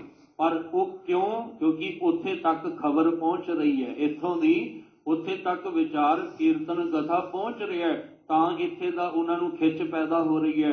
ਹੁਣ ਸਤਿਗੁਰੂ ਜੀ ਜਿਹੜੀਆਂ ਗੱਲਾਂ ਤੁਸੀਂ ਕਰਦੇ ਪਏ ਹੋ ਸਰਮਖੰਡ ਦੀਆਂ, ਉਹ ਸਾਨੂੰ ਕੁਝ ਦੱਸੋਗੇ ਤਾਂ ਹੀ ਅਸੀਂ ਖਿੱਚ ਪੈਦਾ ਹੋਏਗੀ। ਉੱਥੇ ਕੀ ਘੜਿਆ ਜਾਂਦਾ ਹੈ? ਕਿਉਂਕਿ ਸਾਨੂੰ ਤਾਂ ਹਜੇ ਵੀ ਭੁਲੇਖਾ ਸਰੀਰ ਦਾ ਪਿਆ ਹੋਇਆ ਵੀ ਭੱਟੇ ਆ ਜਿਹੜੇ ਪਰਵੱਟੇ ਨੇ ਇਹ ਘੜ ਲਓ, ਆ ਨੱਕ ਵਿੱਚ ਨਾ ਜਿਹੜਾ ਉਹ ਇਹਨੂੰ ਛੇਕ ਕਰਕੇ ਇਹਦੇ ਵਿੱਚ ਨੱਕ ਨੂੰ ਘੜ ਲਓ, ਕੰਨ ਨੂੰ ਘੜ ਲਓ, ਆਪਣੇ ਹੱਥ ਪੈਰ ਘੜ ਲਓ, ਸਾਨੂੰ ਤੇ ਇਹੀ ਪਤਾ ਹੈ, ਪਰ ਤੁਸੀਂ ਕਿਹੜੀਆਂ ਗੱਲਾਂ ਕਰਨਾ ਚਾਹੁੰਦੇ ਹੋ ਸਾਨੂੰ ਦੱਸੋ।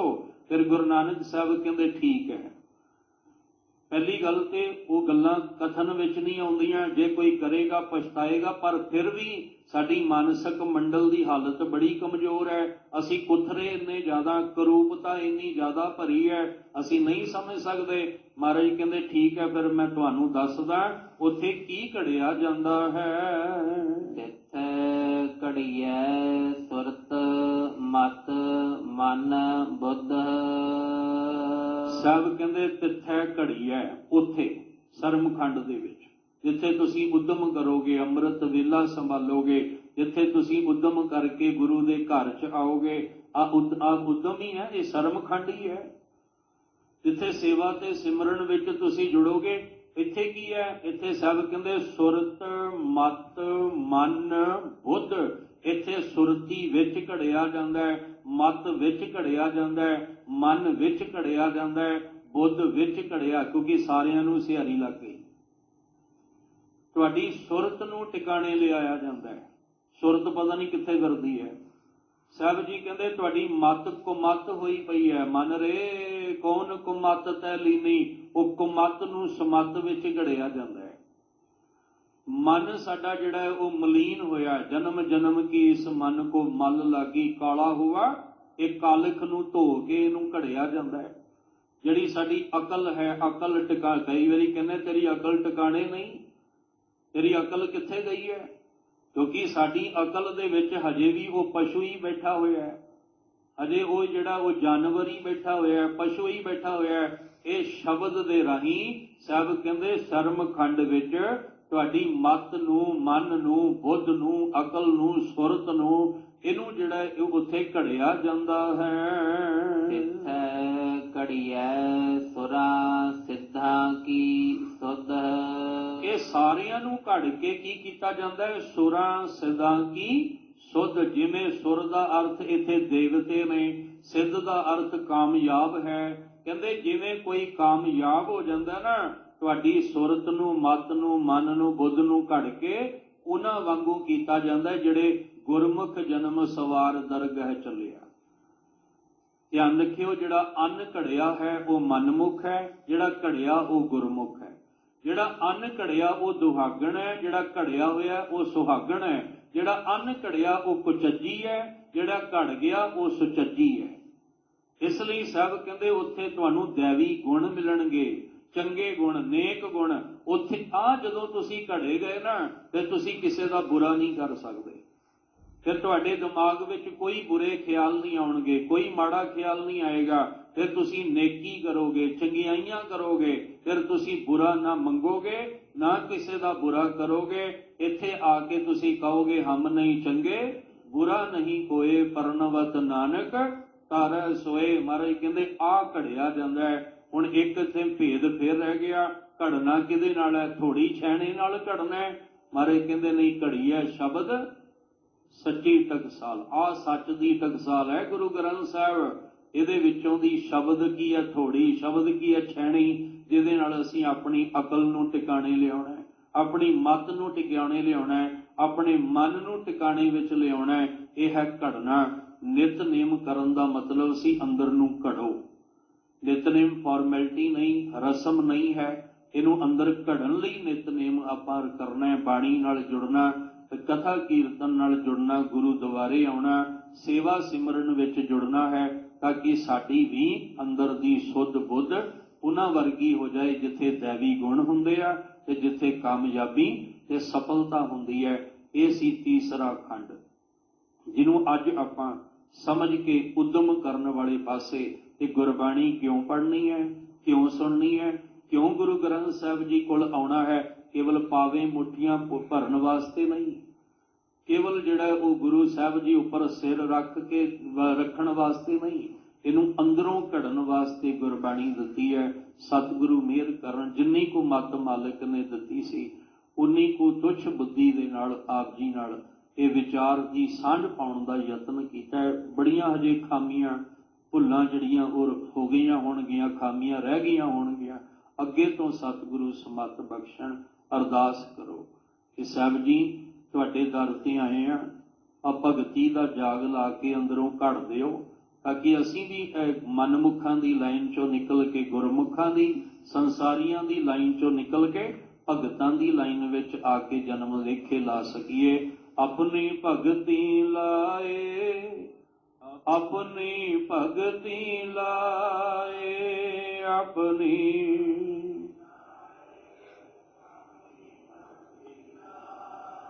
ਫਿਰਤ ਫਿਰਤ ਪ੍ਰਭ ਆਇਆ, ਫਿਰਤ ਫਿਰਤ ਪ੍ਰਭ ਆਇਆ।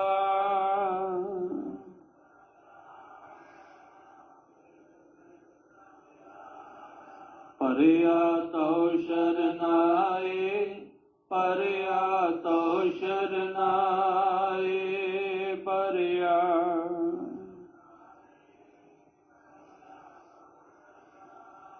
ਨਾਨਕ ਕੀ ਪ੍ਰਭ ਬੇਨਤੀ, ਨਾਨਕ ਕੀ ਪ੍ਰਭ ਬੇਨਤੀ।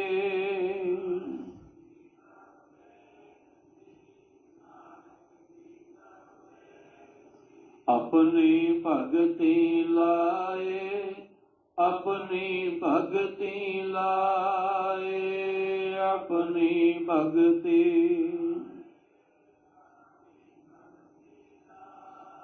अपनी भगति लाए, अपनी भगति लाए, अपनी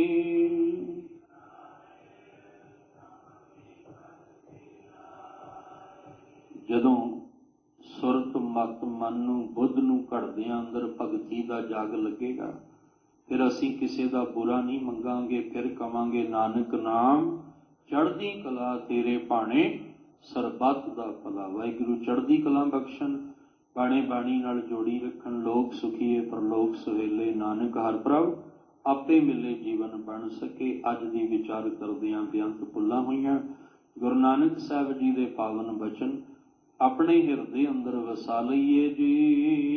ਤਿੱਥੈ ਘੜੀਐ ਸੁਰਤ ਮਤ ਮਨ ਬੁੱਧ,